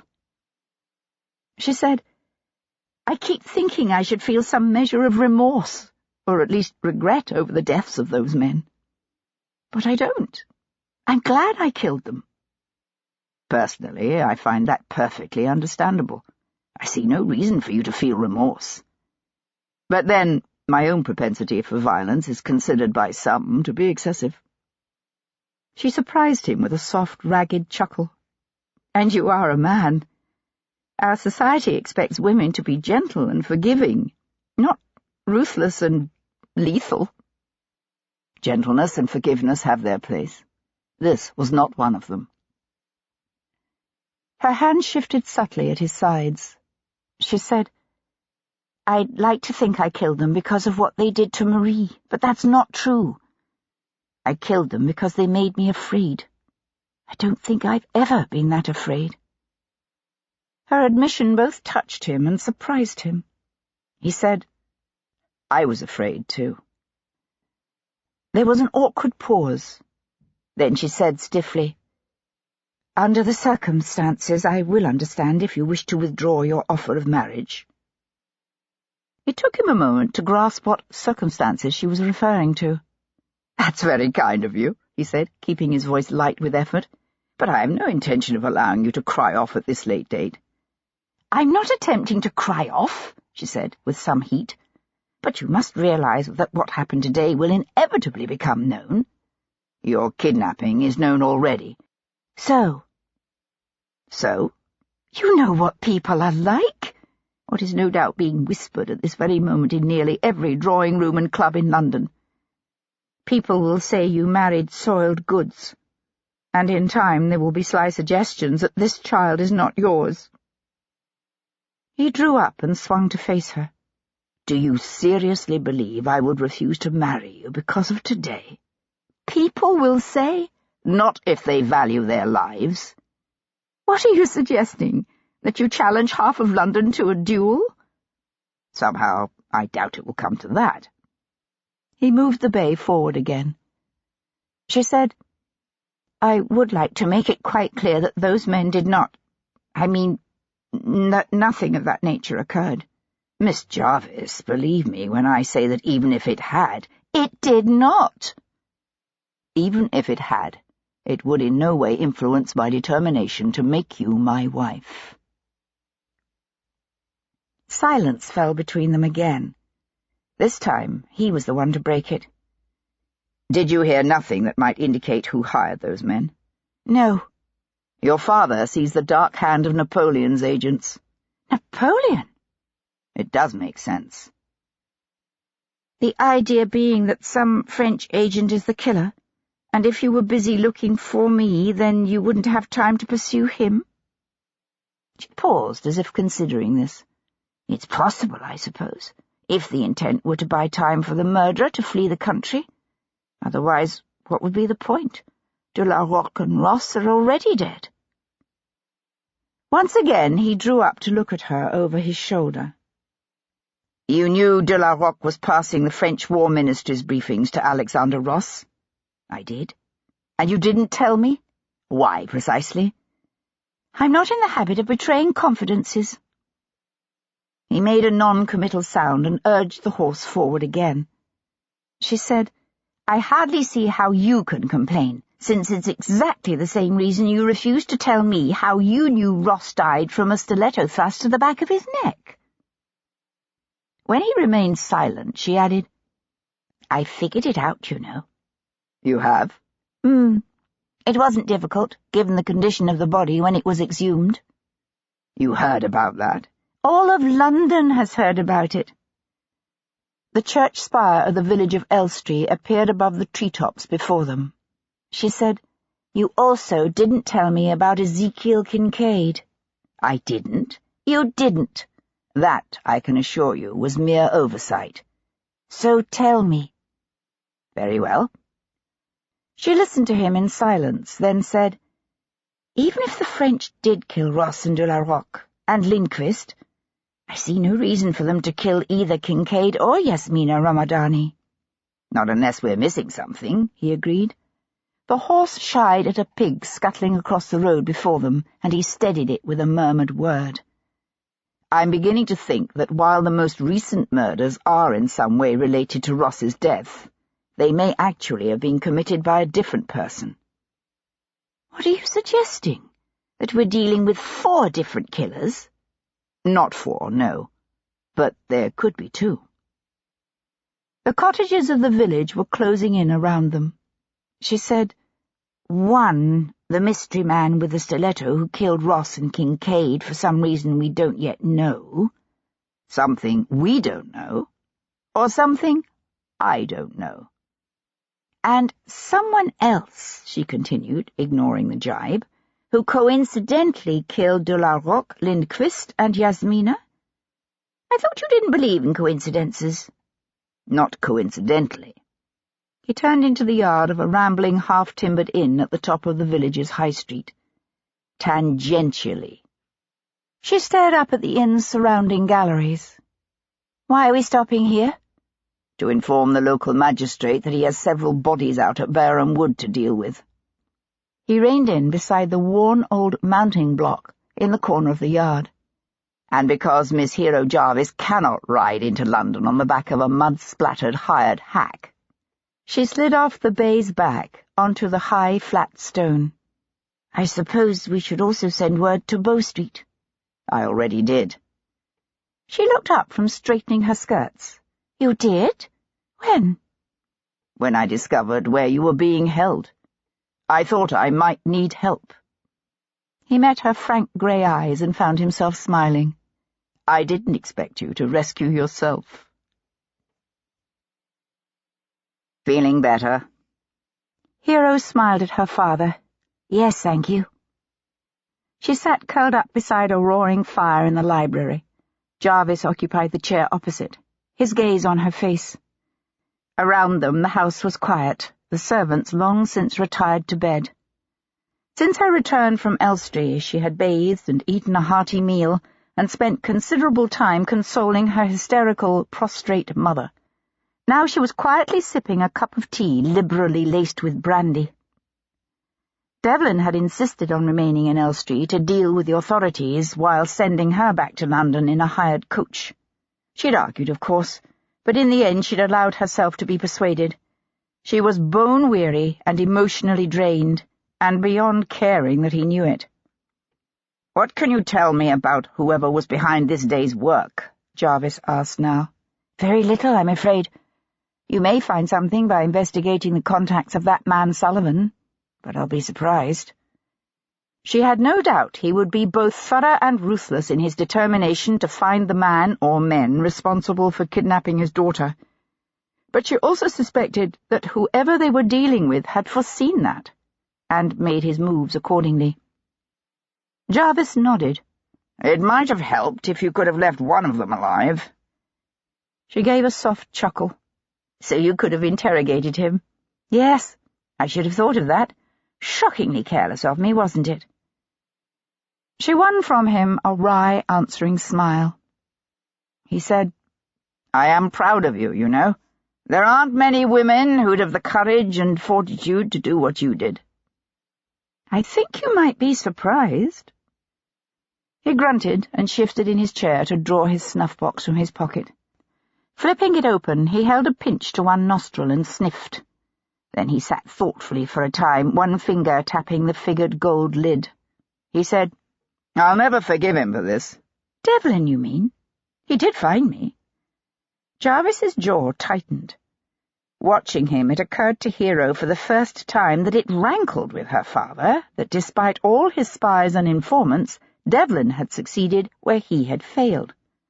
"You wouldn't have needed finding if his damnable habit of involving himself in murder investigations hadn't caused you to be kidnapped." He shot her a piercing look from beneath lowered brows. "You're still determined to see this wedding go forward?" "I am." He started to say something, then glanced away. And she suddenly thought, good heavens, he knows about the child. Then she decided she must simply be overwrought and tired, for how could he? Her father said, "He is my enemy." "Yet you would make yourself his wife?" "I suspect you are more his enemy than he is yours. He does not hesitate to stand against you when he believes you are in the wrong. But I do not believe he would go out of his way to cause you harm." He brought his gaze back to her face. "And you? Would you stand beside him? Against me?" "I will stand for what I believe to be right, as I have always done. But I am your daughter, and ever will be." He pushed to his feet. If anything should ever happen to you because of him, I'll kill him." He tucked his snuff-box back into his pocket. "Good night, my dear." She sat for a time after he had gone, her tea grown cold in her cup, the fire burnt low on the hearth. She told her father the truth when she said she didn't believe Devlin would ever work against him without provocation. But she had no doubt that the day would come when the two men stood once more against each other. And what would she do then, as Jarvis's daughter and Devlin's wife? She pondered the question long after she had retired for the night, but in the end she came no closer to a conclusion. Later that night, Sebastian sat in one of the worn old chairs beside Gibson's hearth. He had his head tipped back against the cracked leather upholstery and a brandy in one hand. It was not his first brandy. Gibson said, "Is she going to be all right, do you think?" "Miss Jarvis? Aside from a measure of guilt over the death of her Abigail, I think so, yes. She's a remarkable woman." And very much her father's daughter, he thought, although he didn't say it. Gibson frowned. "Guilt? Whatever for? The Abigail betrayed her." "I doubt the Abigail knew what those men intended." "Probably not." Gibson took a long drink. "I still can't believe Miss Jarvis killed all three of them. My God." "I offered to take responsibility for the deaths myself, to spare her the unpleasantness and notoriety that would inevitably result. But she would have none of it." "I'd like to have seen Lovejoy's face." Sebastian gave a soft laugh. "I think she frightens him. You're the only man I know whom she doesn't frighten." Sebastian saw no reason to shatter his friend's illusions. Gibson said, "There'll be an inquest, I suppose." "Yes, but it will be largely perfunctory." They drank in companionable silence for a while, each lost in his own thoughts. Then Sebastian sat forward, his elbows on his knees. "You've seen the bodies, Gibson. Do you think it's possible we're dealing with two killers? One who murdered Kincaid and Ross, and someone working for the French who killed Lindqvist, de la Roque, and Yasmina?" "It's possible, yes, but—" Gibson took a deep swallow of his brandy. His lips pursed as he considered this. "Why would the French kill Yasmina?" "Perhaps she became restive and threatened to betray what she was doing." "That seems unlikely." "The only alternative I can come up with is that we're talking about three killers." Sebastian scrubbed his hands over his face and slumped back. "Oh, bloody hell." Gibson stood up, staggering slightly as his weight came down on his peg leg. "Maybe some more brandy will help." Wednesday, the 29th of July. The pounding went on and on, loud and insistent. It took Sebastian some moments to realize that the pounding in his head was not in truth in his head, but the result of a fist beating a lively tattoo against a distant door. He opened one eye.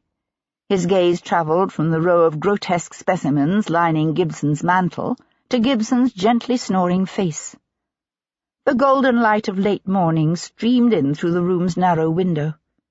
At some time during the night he had decided there was no point in making his way back to Brook Street, but he couldn't fathom why he hadn't at least made it from the damned chair to the sofa. The pounding continued. Where the bloody hell was Mrs. Federico? He pushed up from the chair, wincing as he straightened his cramped, stiff limbs. Rubbing the back of his neck, he wove his way down the narrow hall to yank open the door. "What do you want?" He broke off. Miss Hero Jarvis stood on the doorstep.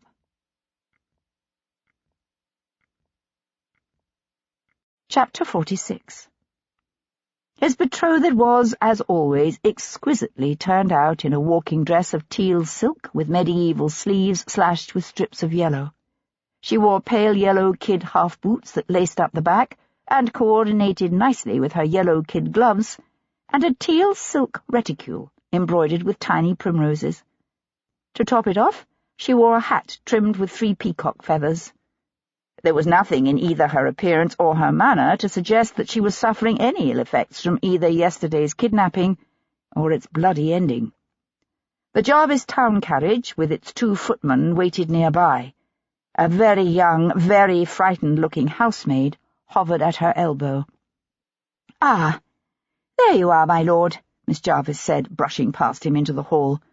"When I couldn't find you at Brook Street, I spoke to Sir Henry. He suggested you might be here." "Miss Jarvis?" She went to stand in the doorway to the parlour. Gibson was now snoring gustily. She turned to face Sebastian, her eyes narrowing as she surveyed him critically. "I take it you haven't heard the news." He scrubbed one hand down over his face, painfully conscious of the rasp of his day's growth of beard.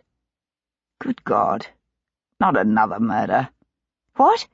Oh, no, nothing like that. My father has been closeted with the Prince and his ministers at Carlton House since dawn.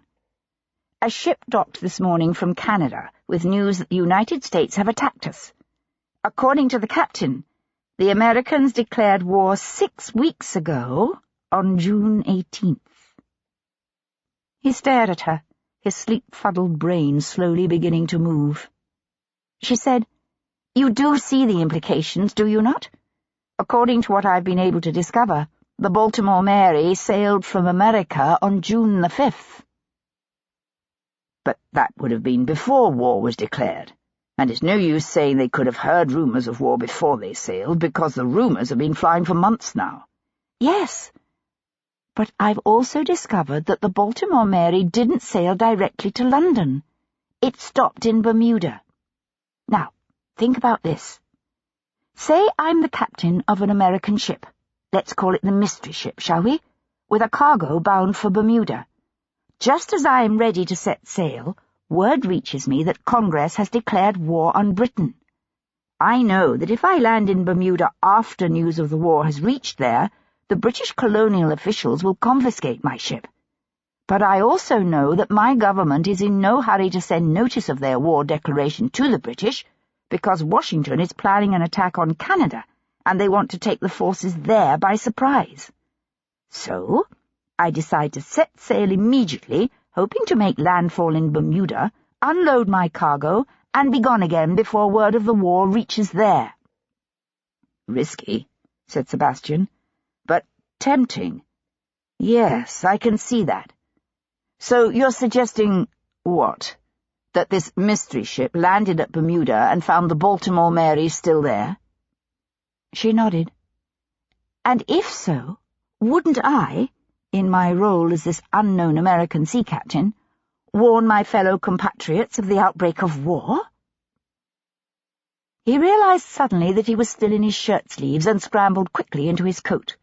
Gibson stirred, murmured something, then fell back to sleep.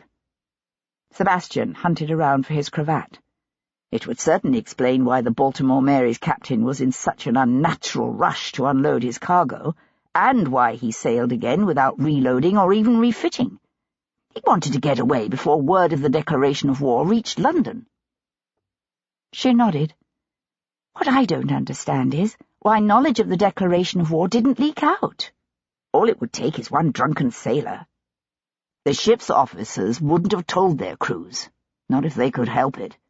They had too much riding on maintaining the secret." He went into the kitchen, poured himself an ale, and downed half of it in one long pull. That's the link between Kincaid and Ross. As Cox's agent, Ezekiel Kincaid would immediately have hurried off to the West End to warn his employer of the declaration of war. Which he did. Sebastian stared out over Gibson's unkempt garden with its secret unmarked graves. Which, thanks to the landlady of the Bow and Ox, we know he did. Miss Jarvis said, "So what happened after that?" Obviously, somehow, Ross heard about the declaration of war. But then what? I'm not entirely certain, but we now know that Jasper Cox had a damned good reason to kill both men, to keep them quiet. Chapter 47. "Jasper Cox is my cousin," she reminded Sebastian as they drove through the crowded streets of the city in her carriage. "All the more reason for you not to be present when I confront him with this." She raised one eyebrow in an expression that was, unfortunately, reminiscent of her father. "I'm sorry, but I don't see that." He chose his words carefully. "There are times when men are simply more comfortable talking to men. Reprehensible, I know, but nevertheless true." He watched her nostrils flare on a quickly indrawn breath, saw her eyes narrow. But however much she might rail against the realities of their society, she was no fool, and she knew he was right. "Very well," she said, as the carriage drew up before his Brook Street house, and the footman pulled open the near door. "But you will tell me what you discover?" It was not a request. Torn between exasperation and amusement, Sebastian paused, with one hand on the door-frame, to look back at the woman who, in less than 24 hours, would become his wife. "I will tell you what I discover," he promised. "After all, it's the least I can do." He hesitated a moment, then added, "And thank you." Some 45 minutes later, freshly arrayed in the buckskin breeches and dark blue coat that served a gentleman of the ton as morning wear, Sebastian knocked at the shiny black door of the Coxes' impressive house on Bedford Square. The door was opened by a stout, disdainful-looking butler, who listened to Sebastian with a bored air before intoning dismally, "I am sorry, my lord, but Mr. Cox is not at home this morning." "No," said Sebastian, pushing past him. "You don't mind if I have a look myself, just to be certain." "But, my lord," protested the butler, staggering at the effrontery. "What are you doing?" Striding down the hall, Sebastian threw open the door to the library. Finding it empty, he turned to mount the stairs 2 at a time to the first floor. "My lord," wailed the butler, panting noisily as he laboured in Sebastian's wake, "please, I do most humbly beseech you, come back." "Where the devil is he?" Sebastian demanded, throwing open first one door, then the next. "The morning room? His dressing room? You may as well tell me, because I—" "May I help you?" said a pleasantly modulated female voice behind him. Sebastian turned. It was the young woman from the silhouette, small and dainty, with a winsome face framed by short dark curls. She wore a well-cut but painfully plain black morning gown, caught up high under her breasts by a simple black satin ribbon. "Miss Cox," he said. She was pale but surprisingly self-possessed. "Yes. You're Lord Devlin, aren't you? You're looking for my brother?" "I am." "I keep telling his lordship that Mr. Cox is not at home, but he won't listen to me," said the butler, wheezing as he reached the top step. "Thank you, Heath," she said to the butler. "That will be all." She led the way into a drawing-room, where an older woman in a mob cap, whom Miss Cox introduced as her former governess, sat working on a chair cover in a seat overlooking the rear garden. The woman looked up, squinted at Sebastian, then went back to her needlework. "My brother left yesterday for Southampton," said Miss Cox. "Is there something I can help you with?" Sebastian cast a questioning look at the governess. "Mrs. Forrester becomes quite oblivious when she's involved in her needlework," said Sabrina. "You may speak freely." Sebastian took up a position before the empty hearth. "A week ago, last Saturday, a man came to see your brother, an American named Ezekiel Kincaid. Blonde hair, prominent teeth." If Sabrina Cox had been pale before, she was now ashen. "Kincaid?" she said vaguely, sinking into a nearby chair. "No, I don't recall anyone by that name visiting us. Perhaps—" "I beg your pardon, Miss Cox, but you are a terrible liar." "I think you should leave now," she said abruptly, thrusting to her feet again. Sebastian stayed where he was. "Did you know Kincaid is dead?" "Dead?" "Murdered. The same night as Alexander Ross, and in exactly the same way." She sank back to the edge of her chair, her hands gripped together in her lap. "No," she said in a small voice. "I did not know." "Ross was here that day, wasn't he?" said Sebastian. "He came to see you, but somehow he overheard Kincaid telling your brother that the United States had declared war on Britain." She shook her head back and forth, her lips pressed tightly together, her face crumpled with distress. Sebastian said simply, "He was here." She bowed her head, her voice a torn agony. "I didn't know anything about it at the time. Alexander and I were here in the drawing room, but he went downstairs for a moment to ask Jasper some question. I don't recall what about now. It wasn't important. He was gone only a moment, but when he came back he behaved strangely. It was obvious he was distressed, but he wouldn't say what about. He left almost immediately afterward. It wasn't until later, when Jasper told me about Kincaid's visit, that I realized Alexander must have overheard them speaking." She swallowed hard. Jasper was in the midst of some delicate business transactions that would have been adversely affected had news of the declaration of war become common knowledge before he could make certain adjustments. It was dreadfully important that the information be kept quiet. Not for long, you understand. Just a day or two. Sebastian glanced up at the life-sized portrait of Jasper Cox that hung over the mantelpiece. He had no doubt that an investigation of Mr. Cox's activities over the past 12 days would reveal an interesting flurry of buying and selling. He said, "So you went to him that evening, didn't you? You put on your plainest cloak and a heavy veil, and you took a hackney to Ross's lodgings in St. James's Street to beg him to keep what he'd heard quiet. Only he refused." She nodded, her chest rising and falling with her rapid breathing. "He was horrified that I would even ask him, that I would think him capable of doing something so dishonorable, so dishonest. I tried to make him understand how vitally important it was, how much was at stake. It would only have been for a few days. But he was appalled at the suggestion that he even consider putting personal financial interests ahead of his duty to his country." "So your brother had him killed," said Sebastian. "Had them both killed." Her eyes went wide with horror. "No!" She must have read the disbelief in his face, because she rose from her chair to stand facing him. "No, you're wrong. Jasper would never do anything like that."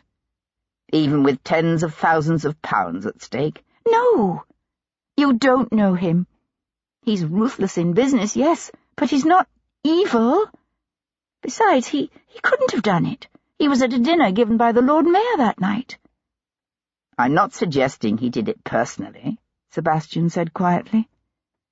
"You think he hired someone?" It was obvious this possibility had never occurred to her. She was silent a moment, then shook her head. "No, I still don't believe it. You say the American Kincaid was killed that same night in the same way? Well, don't you see? Jasper had no reason to kill Kincaid. Ezekiel Kincaid had as much interest in keeping the information quiet as Jasper, if not more."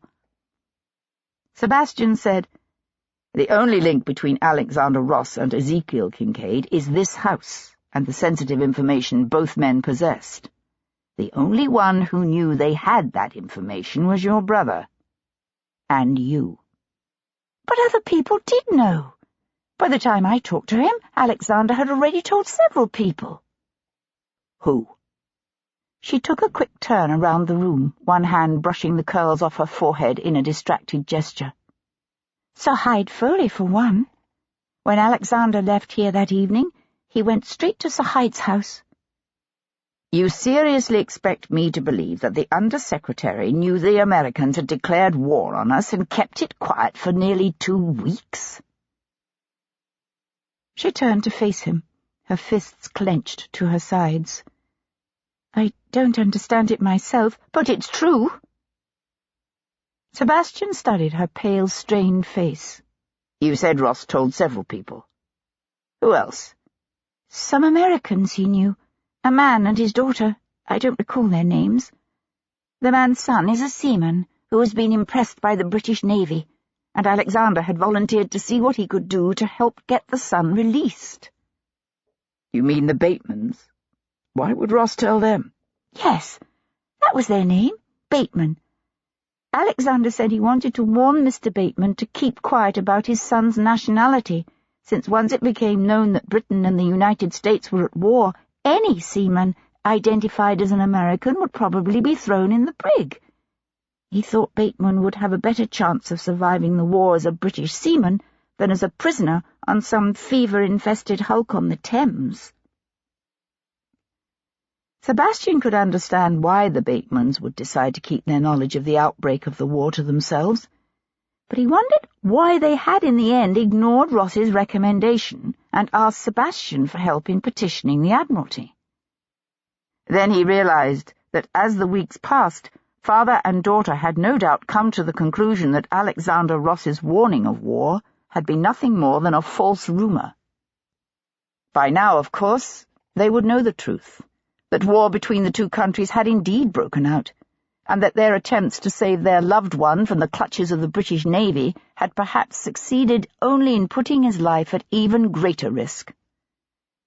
Sebastian intended to hold firm to his promise to do what he could for the man, though under the circumstances he wondered exactly how much he could do to help. Sebastian glanced again at the governess, Mrs. Forrester, her head still bent over her embroidery, as if she were indeed oblivious to the conversation in the room. He said, "Who else did Ross tell, besides Foley and the Americans?" "I don't know of anyone else.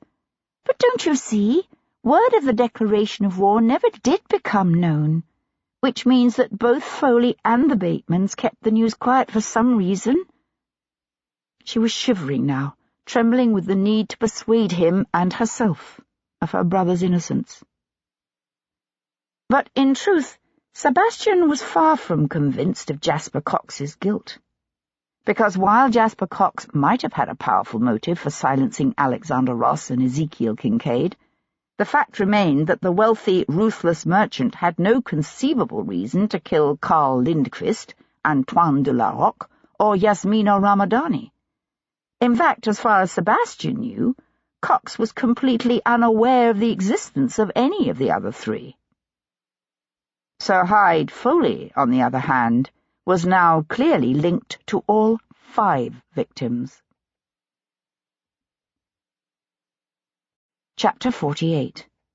"So I was right," said Miss Jarvis from where she sat on the high seat of Sebastian's curricle. "Both Kincaid and Alexander Ross did know of the American declaration of war." "You were right." Sebastian leaned against the iron fence of Berkeley Square, his arms crossed at his chest. "They did indeed." They were outside Gunter's tea shop, which was the only establishment for refreshment where an unmarried young lady could be seen in the company of a gentleman who was not a relative without fear of provoking a scandal. The lady stayed in the carriage, while the gentleman lounged in the street beside her. Sebastian had noticed that however scornful Miss Jarvis might be of society's strictures, she was still careful not to fall afoul of them. "And now you think the killer is Sir Hyde, don't you?" she said, watching their waiter dart across the street toward the curricle. She didn't sound as if she agreed. "It makes sense, doesn't it?"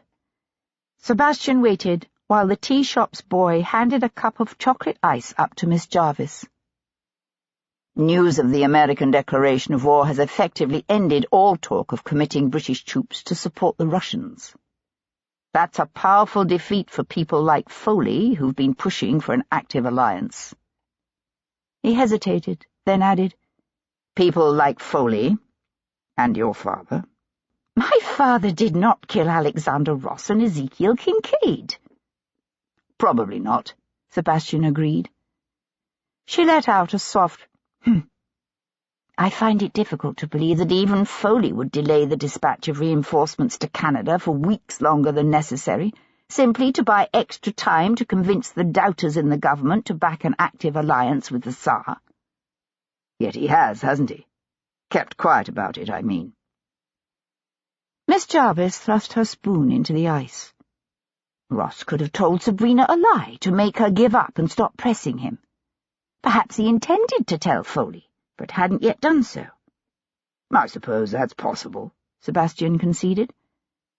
And while I can imagine Foley might well kill Yasmina if he discovered she were a spy, why on earth would he kill de la Roque? The book collector was a vitally important link in the transfer of the French dispatches from Paris to the Foreign Office. Sebastian stared out over the gently rustling tops of the maples in the square.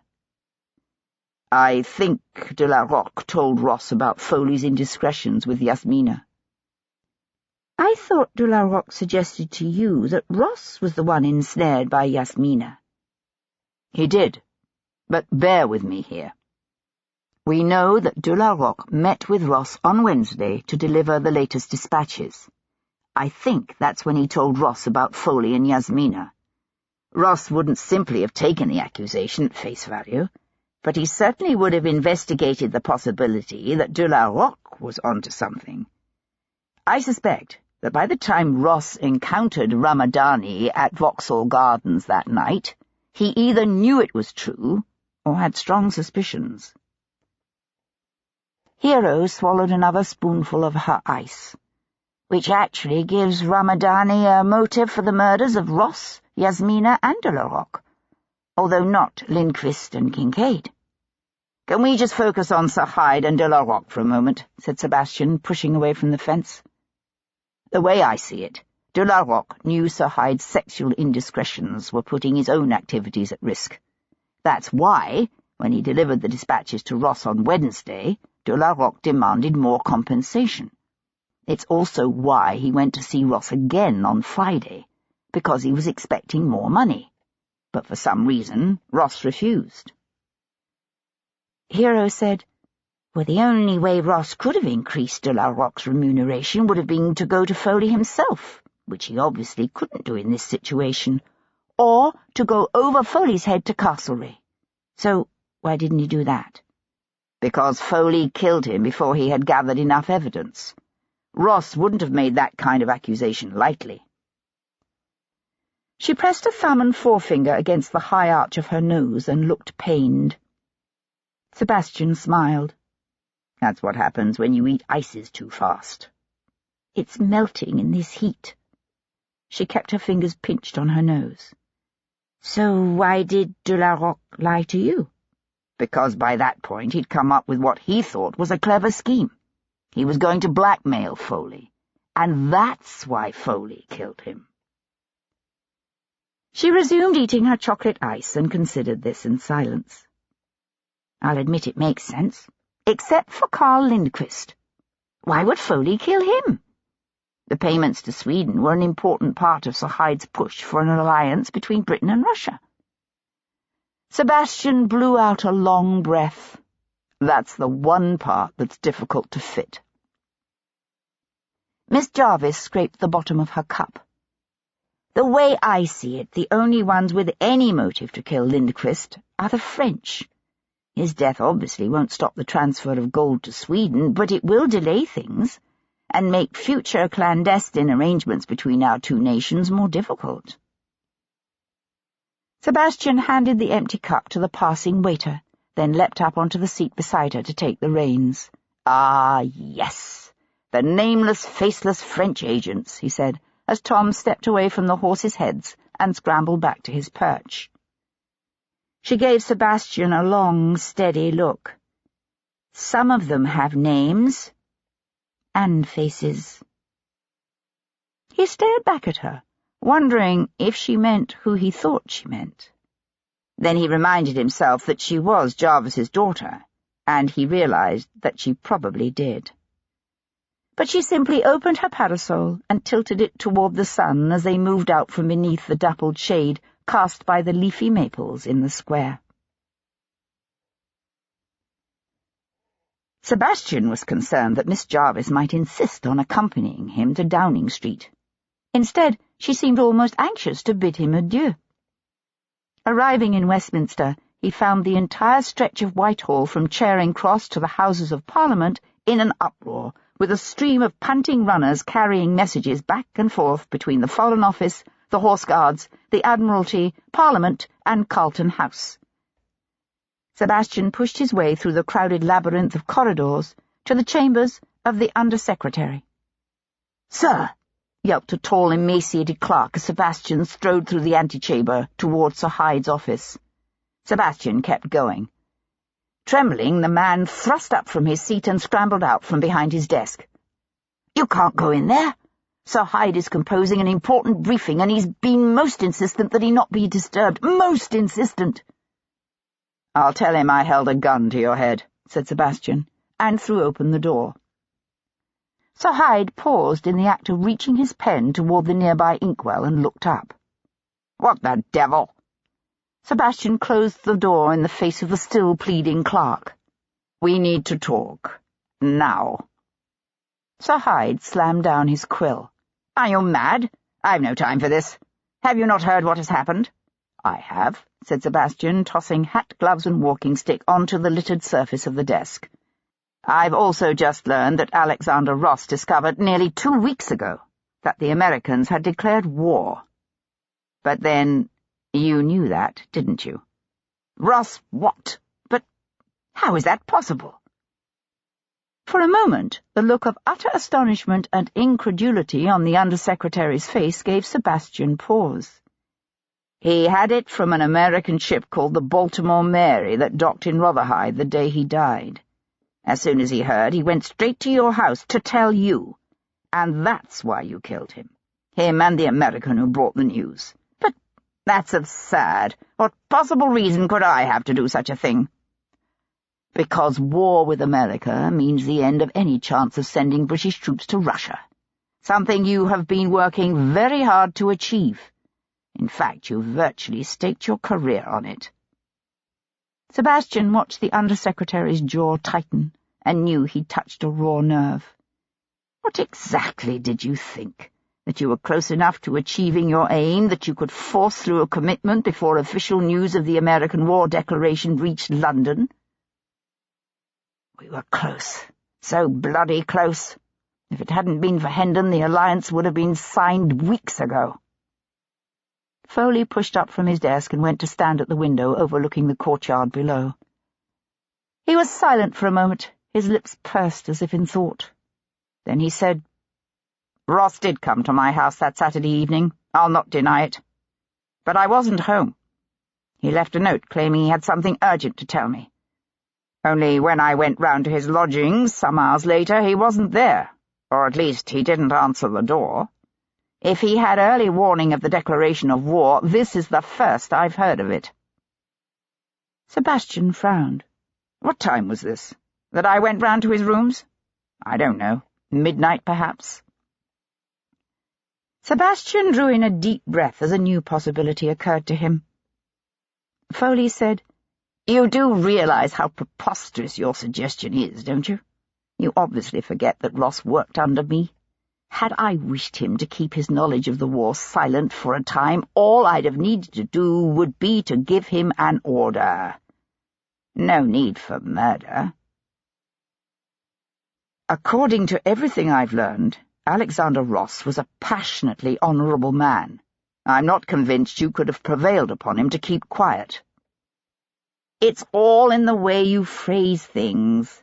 Good of the realm and all that rot." Foley smiled. "It's the earnest, honourable ones who are the easiest to manipulate." Sebastian was aware of his hands curling into fists at his sides. He forced them to relax.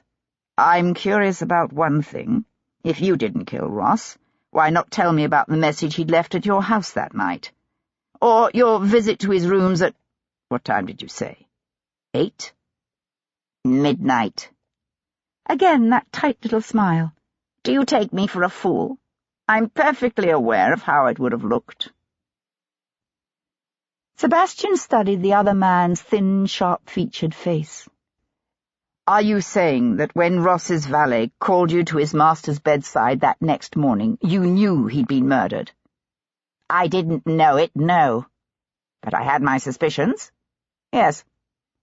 "When you searched his rooms, Did you find the copy of the French briefing that Ross was to deliver to Chernyshov the previous night? Unfortunately, no. You don't find that curious? Of course I find it curious. Obviously, whoever murdered Ross took the briefing too. Perhaps, said Sebastian. What about the intruder who died breaking into Ross's rooms the night of Sir Gareth Ross's return to Oxfordshire? Was he one of your men? I don't know what you're talking about. Foley cast a quick glance at the elaborately carved wooden clock hanging on the far wall and turned to gather his papers. Now, my lord, you'll have to excuse me. Castlereagh has been closeted with Liverpool in his offices since the news of this latest crisis arrived, and I'm scheduled to meet with them again at 3. According to Miss Jarvis, Castlereagh and Liverpool had been in seclusion with the Prince at Carlton House since early morning, but all Sebastian said was, "You actually had 2 reasons to kill Ross." Foley laughed. "Another reason? You can't be serious." Something that had nothing to do with those pesky upstart former colonials. Ross knew about your indiscretions with Yasmina Ramadani. Foley paused in the act of shoving his papers into a case. Then he very deliberately fastened the buckles and lifted the case off his desk. "Again, I don't know what you're talking about." He turned toward the door.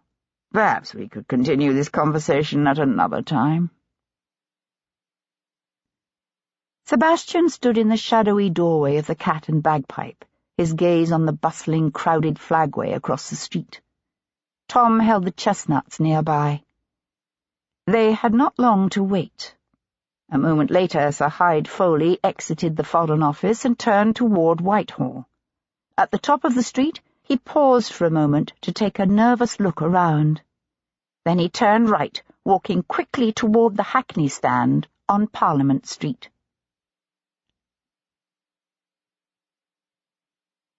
Chapter 49. Driving his curricle, Sebastian trailed the Undersecretary's hackney through a snarled throng of wagons, carriages, and carts. Drivers shouted, horses snorted, and sidled restlessly. Dogs barked. He was careful to keep well back from his quarry, lest Foley chanced to glance around and see him. As a result, he nearly lost him, first on the Haymarket, then again on Piccadilly. "Where's he going?" muttered Tom from his perch at the rear of the curricle as they followed Foley onto Park Lane. "Wherever it is," said Sebastian, "I doubt we're going to find either Castlereagh or Liverpool awaiting him." They were just swinging onto Oxford Street, headed toward the Tyburn Turnpike, when Sebastian reined in hard. A milling herd of sheep filled the rutted roadway, the angry voices of their drover and the gatekeeper drifting over the plaintive chorus of baas and bleats. "Fourpence? Fourpence, you say? Can't you count? There's 30 sheep here, not 40. You're the one who can't count. It's fourpence, I say." "Bloody hell," swore Sebastian as he watched Foley's hackney bowl away up Uxbridge Road. He handed the reins to Tom, along with 10pence, for the toll. "Here, follow as soon as you can." "Aye, governor." Slipping past the toll gate on foot, Sebastian pushed his way through the last of the bleating, crowding sheep. Then he began to run, his Hessians kicking up little eddies of dust in the unpaved road. From here, the vast acres of Hyde Park and Kensington stretched away to the south. To the north, facing the parklands across Uxbridge Road, rose the new blocks of St. George's Row. But beyond that lay only the burial grounds, a few more scattered houses, and then the open fields of Paddington. Where in the bloody hell was Foley going? Then he realized the hackney was pulling up before the cemetery's plain, small chapel. Sebastian slowed to a walk. As he watched, Foley paid off the jarvey, pulled his hat low, and strode quickly through the gates to the burial ground. Sebastian followed him. He was aware of an aged landau with 2 footmen parked farther up the leafy lane that ran along the far side of the burial ground. There was something vaguely familiar about the liveried coachman on the box, but Sebastian couldn't place him. Pausing in the shadows cast by the chapel's high walls, Sebastian watched Foley slip from one monument to the next, being careful to keep to the long, rank grass rather than the gravelled path. What the hell was he doing? Then Sebastian realized there was someone else in the cemetery, near a massive weeping willow that shaded what looked like the oldest section of graves. A small, slim woman, in a grey walking dress, trimmed at the neck with a narrow band of simple lace, she clutched a bulky grey reticule in one hand. A black silk patch covered her right eye. Angelina Champagne. Pressing himself flat against the chapel wall, Sebastian watched Sir Hyde Foley crouch behind a massive, classically columned monument. The Frenchwoman had paused beside one of the low, lichen-covered vaults. Much of the tomb's weathered concrete surface had crumbled and fallen away, exposing the brick structure beneath. She cast a quick glance around, but the burial ground was quiet, the only sounds the breeze rustling the leaves of the willow and the cheerful chirping of an unseen sparrow high above them. Stooping low, she stripped off her fine kid gloves, then eased one of the bricks from the old tomb's lower course. It was obviously loose, for it came out easily. Setting it aside, she reached her hand into the small, dark opening now revealed. From where he stood, Sebastian could see her stiffen. She withdrew her empty hand and cast another darting look around. "It's nice to know that Yasmina told me the truth," said Sir Hyde Foley, stepping out from behind the monument to stroll toward her. "In the end." Angelina Champagne held herself very still. "You killed her?" "I did, yes. But before she died, she provided me with some very useful information." He nodded to the tomb beside them. "The location of your drop point, for instance. The clever signal she used to let you know she'd left information there." He paused. "And, of course, your identity as an agent of Napoleon. I suspect she hoped if she told me what I wanted to know, I might allow her to live." Angelina Champagne let her head fall back, her remaining eye narrowing as she watched Foley walk up to her. "How did you discover that Yasmina's motives for seducing you had nothing to do with your beaux yeux, and everything to do with your propensity for bragging about your knowledge of state secrets?" A quiver of fury, quickly contained, flickered across the Undersecretary's sharp-featured face. "As it happens, Ross told me. He confronted me with his suspicions the day before he died. I denied everything, of course. I'm not certain he believed me, but it gave him pause." "Alexander knew?" She frowned. "How could he have known?" "De la Roque." "Ah." She pushed carefully to her feet, her reticule and gloves clutched in her hands. "He was cleverer than I thought. Not so clever in the end. The fool attempted to blackmail me. I had every intention of quietly silencing him myself, only someone else, you, perhaps, was kind enough to take care of it for me." A faint whisper of sound, like cloth shifting against cloth, or perhaps a soft kid shoe brushing against stone, drew Sebastian's attention to one of the newer tombs that lay in the dappled shade of the willow. It was obvious that neither Angelina Champagne nor Sir Hyde Foley had heard anything, but then Sebastian's senses were unusually acute. Squinting against the glare of the sun, he studied the tall young woman who stood motionless in the shade of the giant old willow. The glorious teal and yellow walking dress he'd admired earlier had been replaced by a more subdued muslin gown worn with a lightweight moss-green spencer and a small chip hat devoid of feathers. But it was undoubtedly his betrothed. He remembered the landau with the familiar coachman he'd noticed waiting in the lane, and wondered what she had done with her maid. He also wondered what the bloody hell she was doing here. He heard Angelina Champagne say, "So it was you who killed Ross?" Foley drew up beside her. "No. I assumed it was you." "I liked Alexander, and I had no reason to kill him." "But you would have killed him, had it become necessary. After all, you killed Lindqvist." "We did." She gave a wry smile. "Although, in a sense, one could say that you did. If you hadn't bragged about the gold transfers to Yasmina, we never would have known where to look for him." Sebastian saw Foley's shoulders bunch, saw the flash of the knife blade in the man's hand. "Look out!" he shouted, and came from behind the chapel at a run. He was too late. Reaching out, Foley grabbed the Frenchwoman by her upper arm and plunged the knife into her breast. "Bloody hell!" swore Sebastian. Then he swore again, throwing himself flat as the booming explosion of a pistol echoed around the burial ground.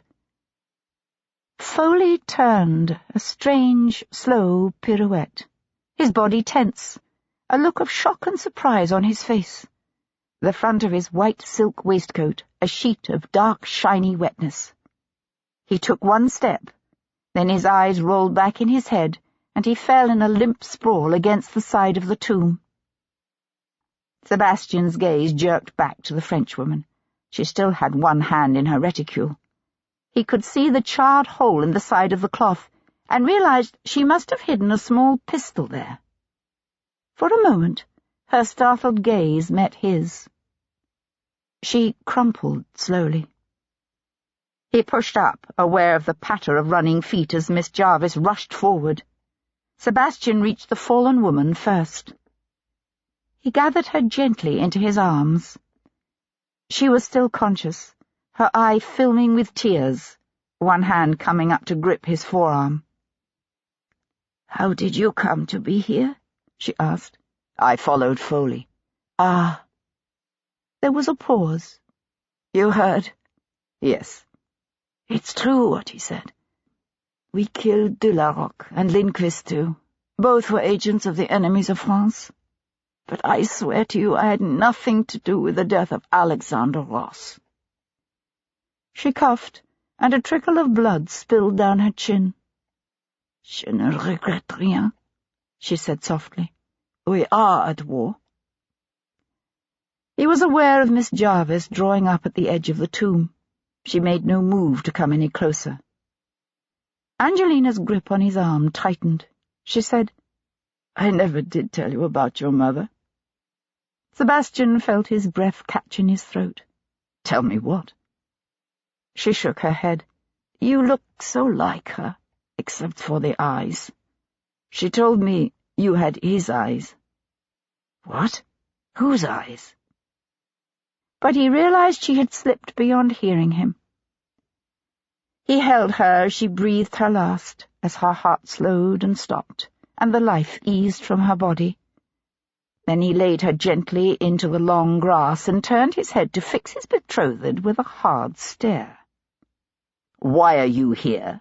he demanded. She returned his gaze steadily. "I followed her." "You what? Why?" "I thought you were wrong about Foley." "I was, partially."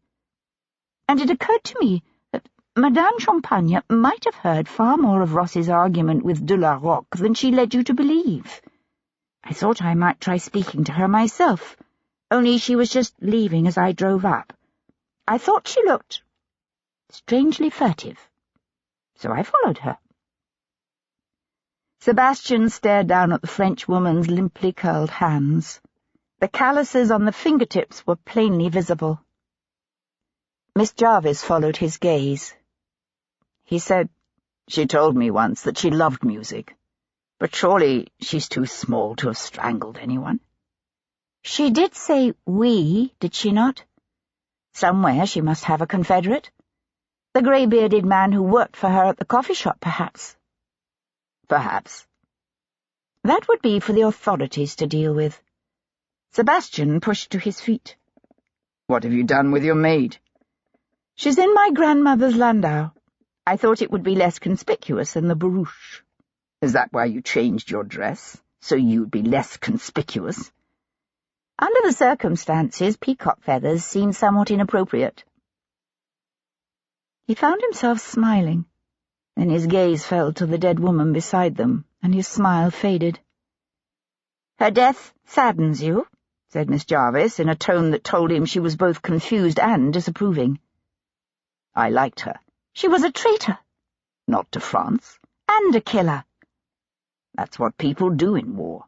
We kill." "This was different." Sebastian shook his head. "No, only less indiscriminate."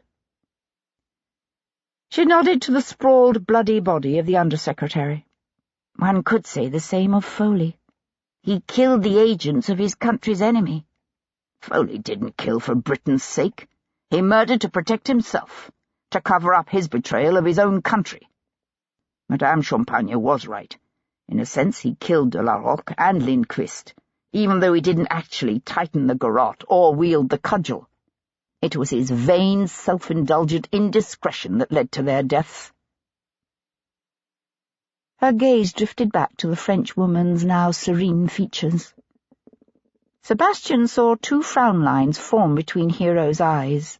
She said, "I don't understand how she could have been working for France, after what the Revolution did to her son, to her husband."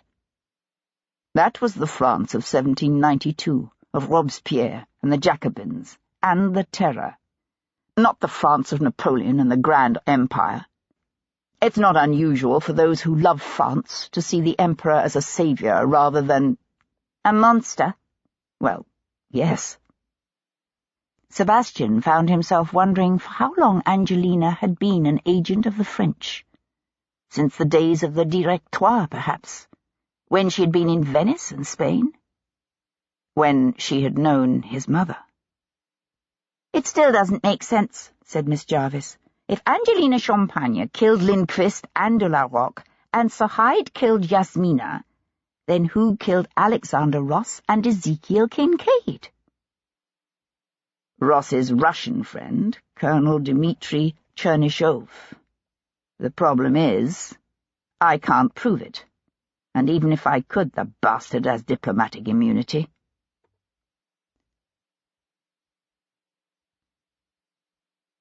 Chapter 50. By the time Sebastian had finished with all the inevitable unpleasantness attending the violent deaths of an Undersecretary of State for Foreign Affairs and a French spy, a stormy, wind-blown darkness was falling over the city. Arriving at Colonel Dmitri Ivanovitch Chernyshov's lodgings in Westminster, he found a 2-wheeled covered cart drawn up in the pool of fitful light cast by the oil lamps mounted high on the walls of the Addington buildings. Dressed in a long, flowing cape, and with a silver-headed walking stick tucked up under one arm, the Russian was supervising the loading of a small ship's desk onto the back of the mule-drawn cart. "Going someplace?" asked Sebastian, eyeing the pile of portmanteaux, bandboxes, and trunks that still littered the flagway. Chernyshev looked around. "I've been recalled to Russia." "Oh? Problems?" "My father. I fear he is gravely ill." "I'm sorry to hear that." Chernyshev acknowledged his condolences with a small bow. "There is a ship leaving for St. Petersburg with the morning tide, the Starry Dub." "How fortuitous." Sebastian studied the Russian's florid, pleasant face. "You've heard about the deaths of Sir Hyde Foley and Angelina Champagne, I presume?" "I have heard the dozen or so different versions of the tale making the rounds of the clubs, yes. None of them entirely accurate, I've no doubt, although one can, of course, guess at the truth. Poor Alexander. Who'd have thought he'd fall victim to the French here in London, of all places?" Chernyshev shook his head, his lips pressed into a sad smile. "At least you have brought him a measure of justice." "Not quite. You see, neither Foley nor Angelina Champagne killed Alexander Ross." Sebastian paused. "You did." The Russian gave an incredulous laugh and turned to hand a bandbox up to the waiting man in the cart. "What possible reason could I have to kill Alexander?" "You were never supposed to meet him at Cribb's parlour that night. Instead, he was waiting for you at his lodgings, at around 8, not midnight, and you found him very much at home and alive. He invited you in, perhaps even offered his old friend a glass of wine. After all, he'd just learned from Ezekiel Kincaid that the United States had declared war on Britain, and he was doubtless concerned about what effect this new development would have on Russia's chances of cementing an active alliance with Britain. Ross liked Russia. He had good memories of his time there, and he wanted to see British troops deployed to help stop Napoleon from reaching Moscow. He had tried, but failed to get in contact with Foley, so it makes sense he'd be anxious to discuss this latest development with his old friend. Sebastian paused. He didn't expect his old friend to thrust a stiletto blade into the base of his skull. "This is ridiculous," said Chernyshov, turning to toss a portmanteau into the back of the cart. Sebastian said, "I suppose it was an act of desperation, a spur-of-the-moment decision to kill Ross before he had a chance to pass his information on to his superiors at the Foreign Office. The ironic thing is, I'm not convinced Sir Hyde Foley wouldn't have ordered Ross to keep the information to himself, even if Ross had lived long enough to report to him. But you had no way of knowing that, and I suppose it was a risk you felt you couldn't afford to take. So, when your good friend turned his back on you, perhaps to pour you another drink, you quietly slipped your stiletto from your walking stick and drove it into the base of his skull. Then you stripped the bloody clothes from your good friend's body, placed him in bed to make it look as if he had died naturally, and carried the blood-stained clothing away with you. You figured you could trust Jasper Cox to guard the secret for his own reasons, but you weren't so sure about Ezekiel Kincaid. So you tracked him to the Bow and Ox in Rotherhithe, and sent him a note purportedly from Jasper Cox, asking that he come to the St. Helena Tea Gardens. This is preposterous. Where you waylaid him and killed him too. Probably also unnecessary under the circumstances, but you're nothing if not thorough. You drove his body to Bethnal Green, wrapped in a tarp on the floor of your curricle, and dumped him in a ditch. Then you had Ross's blood-stained clothing cleaned, and after Sir Gareth Ross had returned to his home in Oxfordshire, you slipped the items back into his cupboards. Nice attention to detail, by the way. The only thing that confused me for a while was the intruder I encountered in Ross's room. Then I realized he was probably sent to make certain Ross hadn't left any written record of what he'd learned from Kincaid. Chernyshov had given up all pretense of loading the cart. "An interesting theory," he said, "except, of course, it is only that, a theory with no proof. You're grasping, Devlin. And why? Madame Champagne is dead. Let it all end with her." Sebastian shook his head. Taking the copy of the French War Minister's dispatches from Ross's rooms was a mistake. So was dumping Kincaid's body in Bethnal Green. It was dark that night, but not that dark. You were seen. The Russian's nostrils flared on a quickly indrawn breath. This is nothing more than a pitiful attempt to disrupt relations between our two countries by unjustly accusing me of this barbarous crime. Yet, even if it were true, which it is not, you forget that I am a member of my country's diplomatic posting. According to the Diplomatic Privileges Act of 1708, your law can't touch me. I have diplomatic immunity. He reached for a bulky portmanteau, his fist tightening around the handles as he straightened. When the Starry Doob sails in the morning, I will be on it. His gaze on the silver-headed walking stick tucked under the Russian's arm, Sebastian showed his teeth in a smile. Your third mistake was in trying to distract me by kidnapping Miss Hero Jarvis. No one has immunity from Jarvis. Or me. Chernyshov swung the leather portmanteau at Sebastian's head. Sebastian threw up his arms and caught the heavy blow with a block, staggering as the impact reverberated through his body. He saw the flash of the Russian's boot heel aimed at his groin and leapt backward, crashing into the pile of bandboxes and trunks. He stumbled and went down. The Russian tossed the portmanteau at him and turned and fled into the gathering gloom. "Hell and the devil, confound it," swore Sebastian, bandboxes tumbling around him as he struggled to his feet. He could hear the clatter of boot heels on cobbles as the Russian darted up the passage that ran along the side of the Addington buildings. Sebastian pelted after him into a damp, narrow alley that erupted onto a deserted wharf littered with coiled hemp and piles of crates and a cluster of white gulls that rose up screeching as Chernyshov raced across the weathered planks. This was a part of Westminster where the stately streets surrounding the Houses of Parliament and the Abbey degenerated rapidly into a warren of age-blackened houses. Distilleries and blacksmiths' forges and scrap ironmongers' shops opened onto coal yards, and a long string of wharfs where barges from the counties upriver unloaded everything from hay to stone and timber. Now, in the rapidly descending darkness, the waterfront stood empty, the barges riding at low tide and battened down against a storm that sent streaks of lightning flickering over the roiling horizon. With Sebastian some 30 feet behind him, Chernyshov sprinted across an open stretch of planking to where the looming high walls of a riverside brewery rose, dark, soot-streaked brick against a rapidly darkening sky. The heavy, pungent smell of fermentation and hops mingled with the scent of tar and the smells coming off the water. Rows of casks turned on their sides and stored in towering stacks 3 and 4 high threw dark shadows across the yard.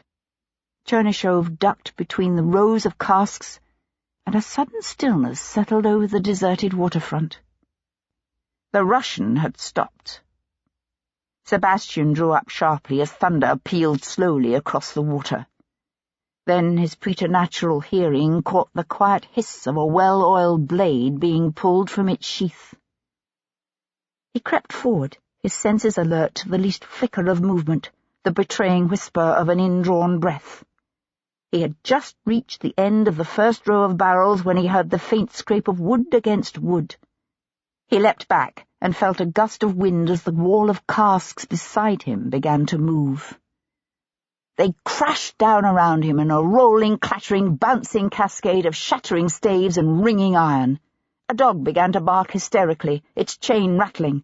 A watchman shouted in the distance. Sebastian caught the patter of footsteps running away fast. He clambered over the piles of shifting, broken barrels in time to see the colonel disappear around the edge of the brewery. Bloody hell! He chased the Russian through a stone wharf, with its towering walls of roughly quarried granite and sandstone, and into the yard of a pottery factory. A flash of lightning lit up the waterfront, limning a long, rambling building of rough brick with a low-slung tile roof and towering twin chimneys. Sebastian drew up abruptly at the base of a high, platform-like shelf that stretched along the end of the building and was stacked with massive earthenware pots. The colonel had stopped running again. Sebastian heard a soft thump, followed by a faint clink, as of unglazed, fired clay tapping against its neighbour. Looking up, he grasped the edge of the wide shelf above his head and carefully levered his weight onto the high platform.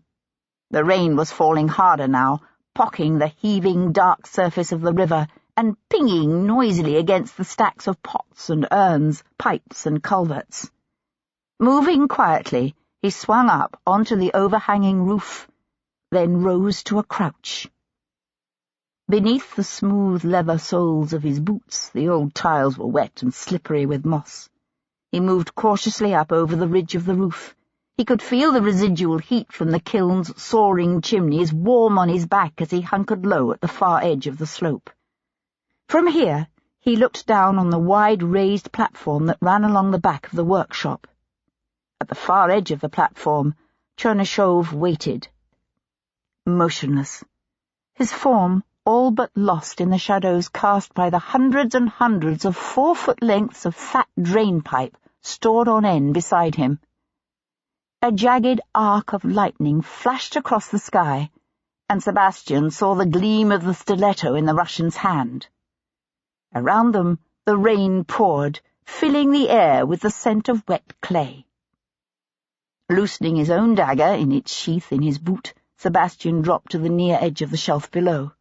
The impact shook the nearest row of drainpipes. Sebastian gave them a helpful shove. They toppled slowly, the first row falling against the next, which in turn collapsed onto the next row until the entire mass of drain pipes tumbled over like dominoes in a rolling crescendo of clattering, shattering earthenware.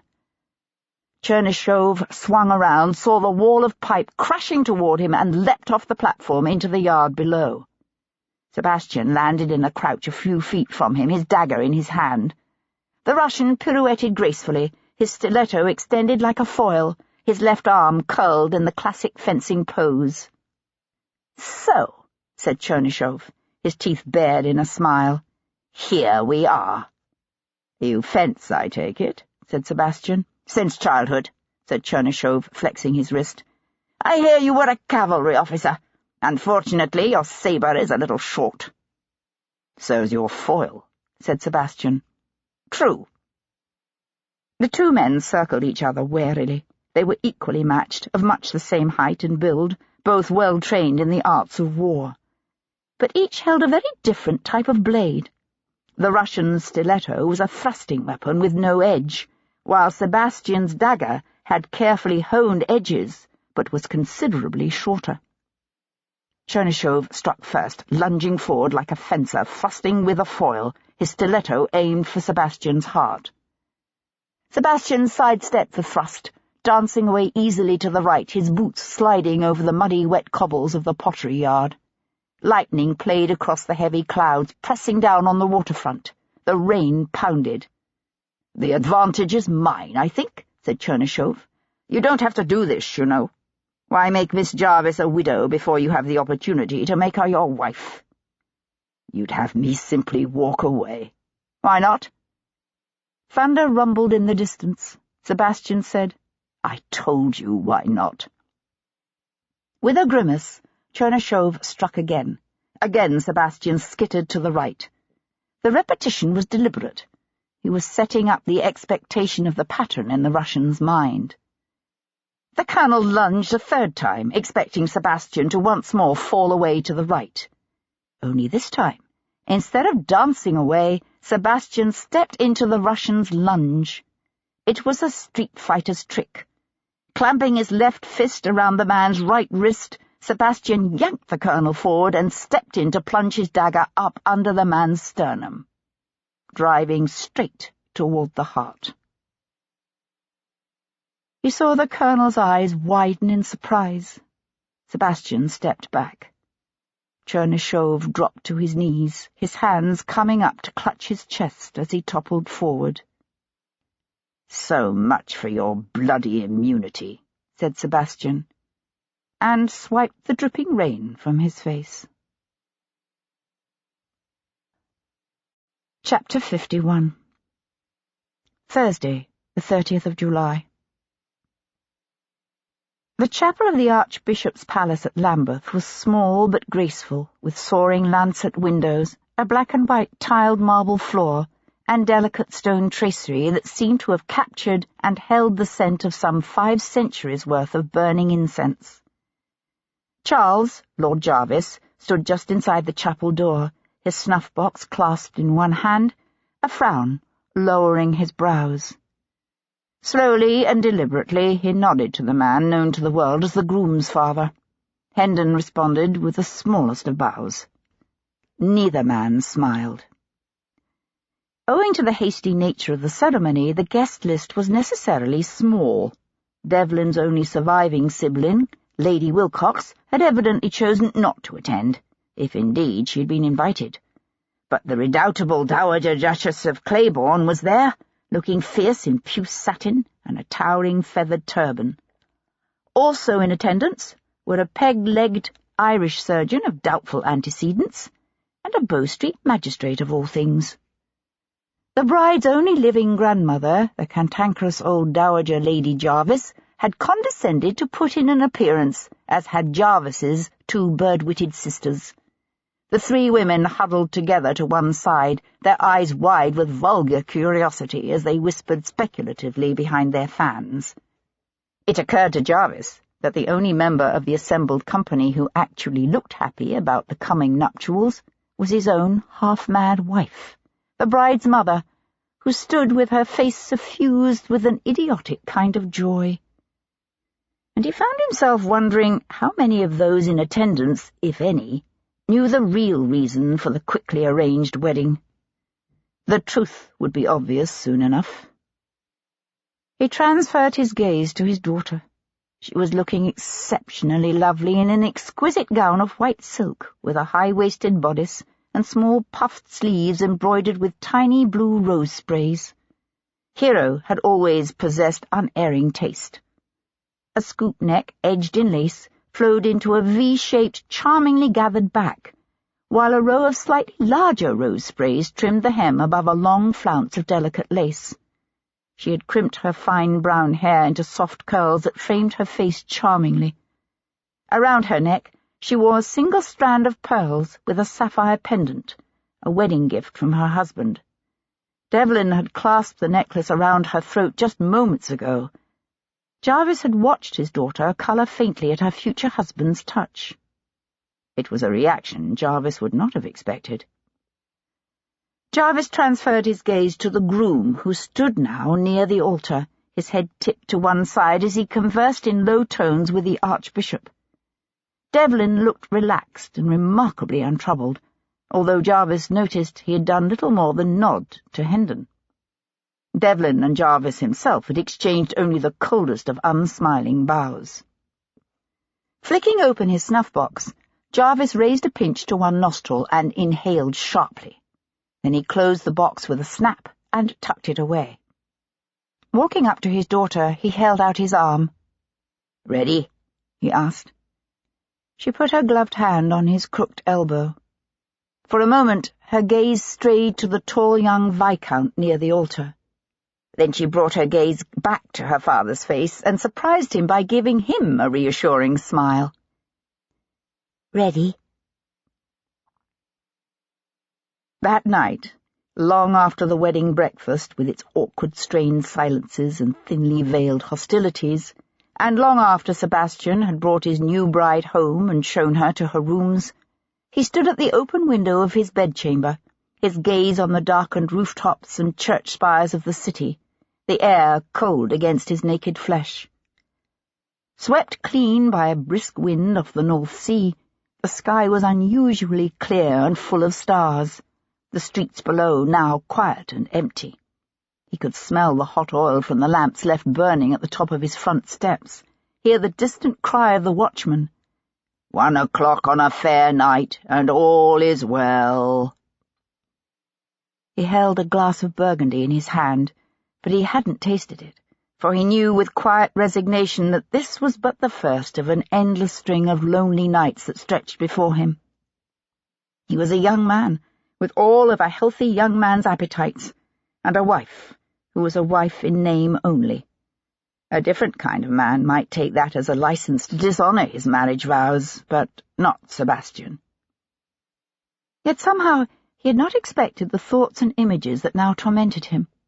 The remembered warmth of her body beneath his on a stolen afternoon, the faint evocative scent of starch mingled with honeysuckle, the way the morning light had quivered on the tops of her breasts when her gaze met his across the length of the chapel, and she drew in an unexpectedly quick, nervous breath. He raised the glass to his lips, and then paused, his head turning as he caught the opening of a distant door. The sound of soft footsteps in the hall. His door swung slowly inward, and Miss Jarvis— No, he reminded himself, his wife, the new Viscountess Devlin, stood on the threshold. She wore only a thin chemise, her bare toes curling away from the cool floor, her eyes wide and dark in the night. "If you don't want me here," she said, "just say so." The wind billowed the curtains at the window and fluttered the loose hair about her face. He set aside his wine and went to her. If his nakedness caused her either embarrassment or alarm, she didn't show it. He breathed in the familiar scent of her, and she lifted her face to him. He covered her mouth with his and felt her hands slide up his bare back, pulling him close. He tangled his fingers in her hair, his thumbs brushing the soft flesh beneath her chin as he deepened the kiss. She pressed against him, and he felt the warm, remembered firmness of her body. Her breasts were small and high, her stomach gently rounded, her hair fragrant with the scent of flowers when he buried his face in her neck. She threaded her hand with his and walked with him to his bed. He gazed into her eyes, saw her lips part. Reaching out, surprised to find himself trembling, he slipped the straps of her chemise from her shoulders. "When her loose gown from her shoulders did fall," he quoted softly with a smile, "and she me caught in her arms, long and small." She stopped his words with her kiss, and he bore her down beneath him onto the tangled sheets of his bed. The wind filled the room with the scent of the distant sea, and in concert with the moon set strange shadows to dancing around them. He was only dimly aware of the clatter of horses' hooves and the rattle of carriage wheels passing in the street below, for his world had narrowed down to the silken hair that slid across his belly, and the heated invitation of her legs wrapping around his hips, and the gentle wonder with which his wife whispered, "Sebastian."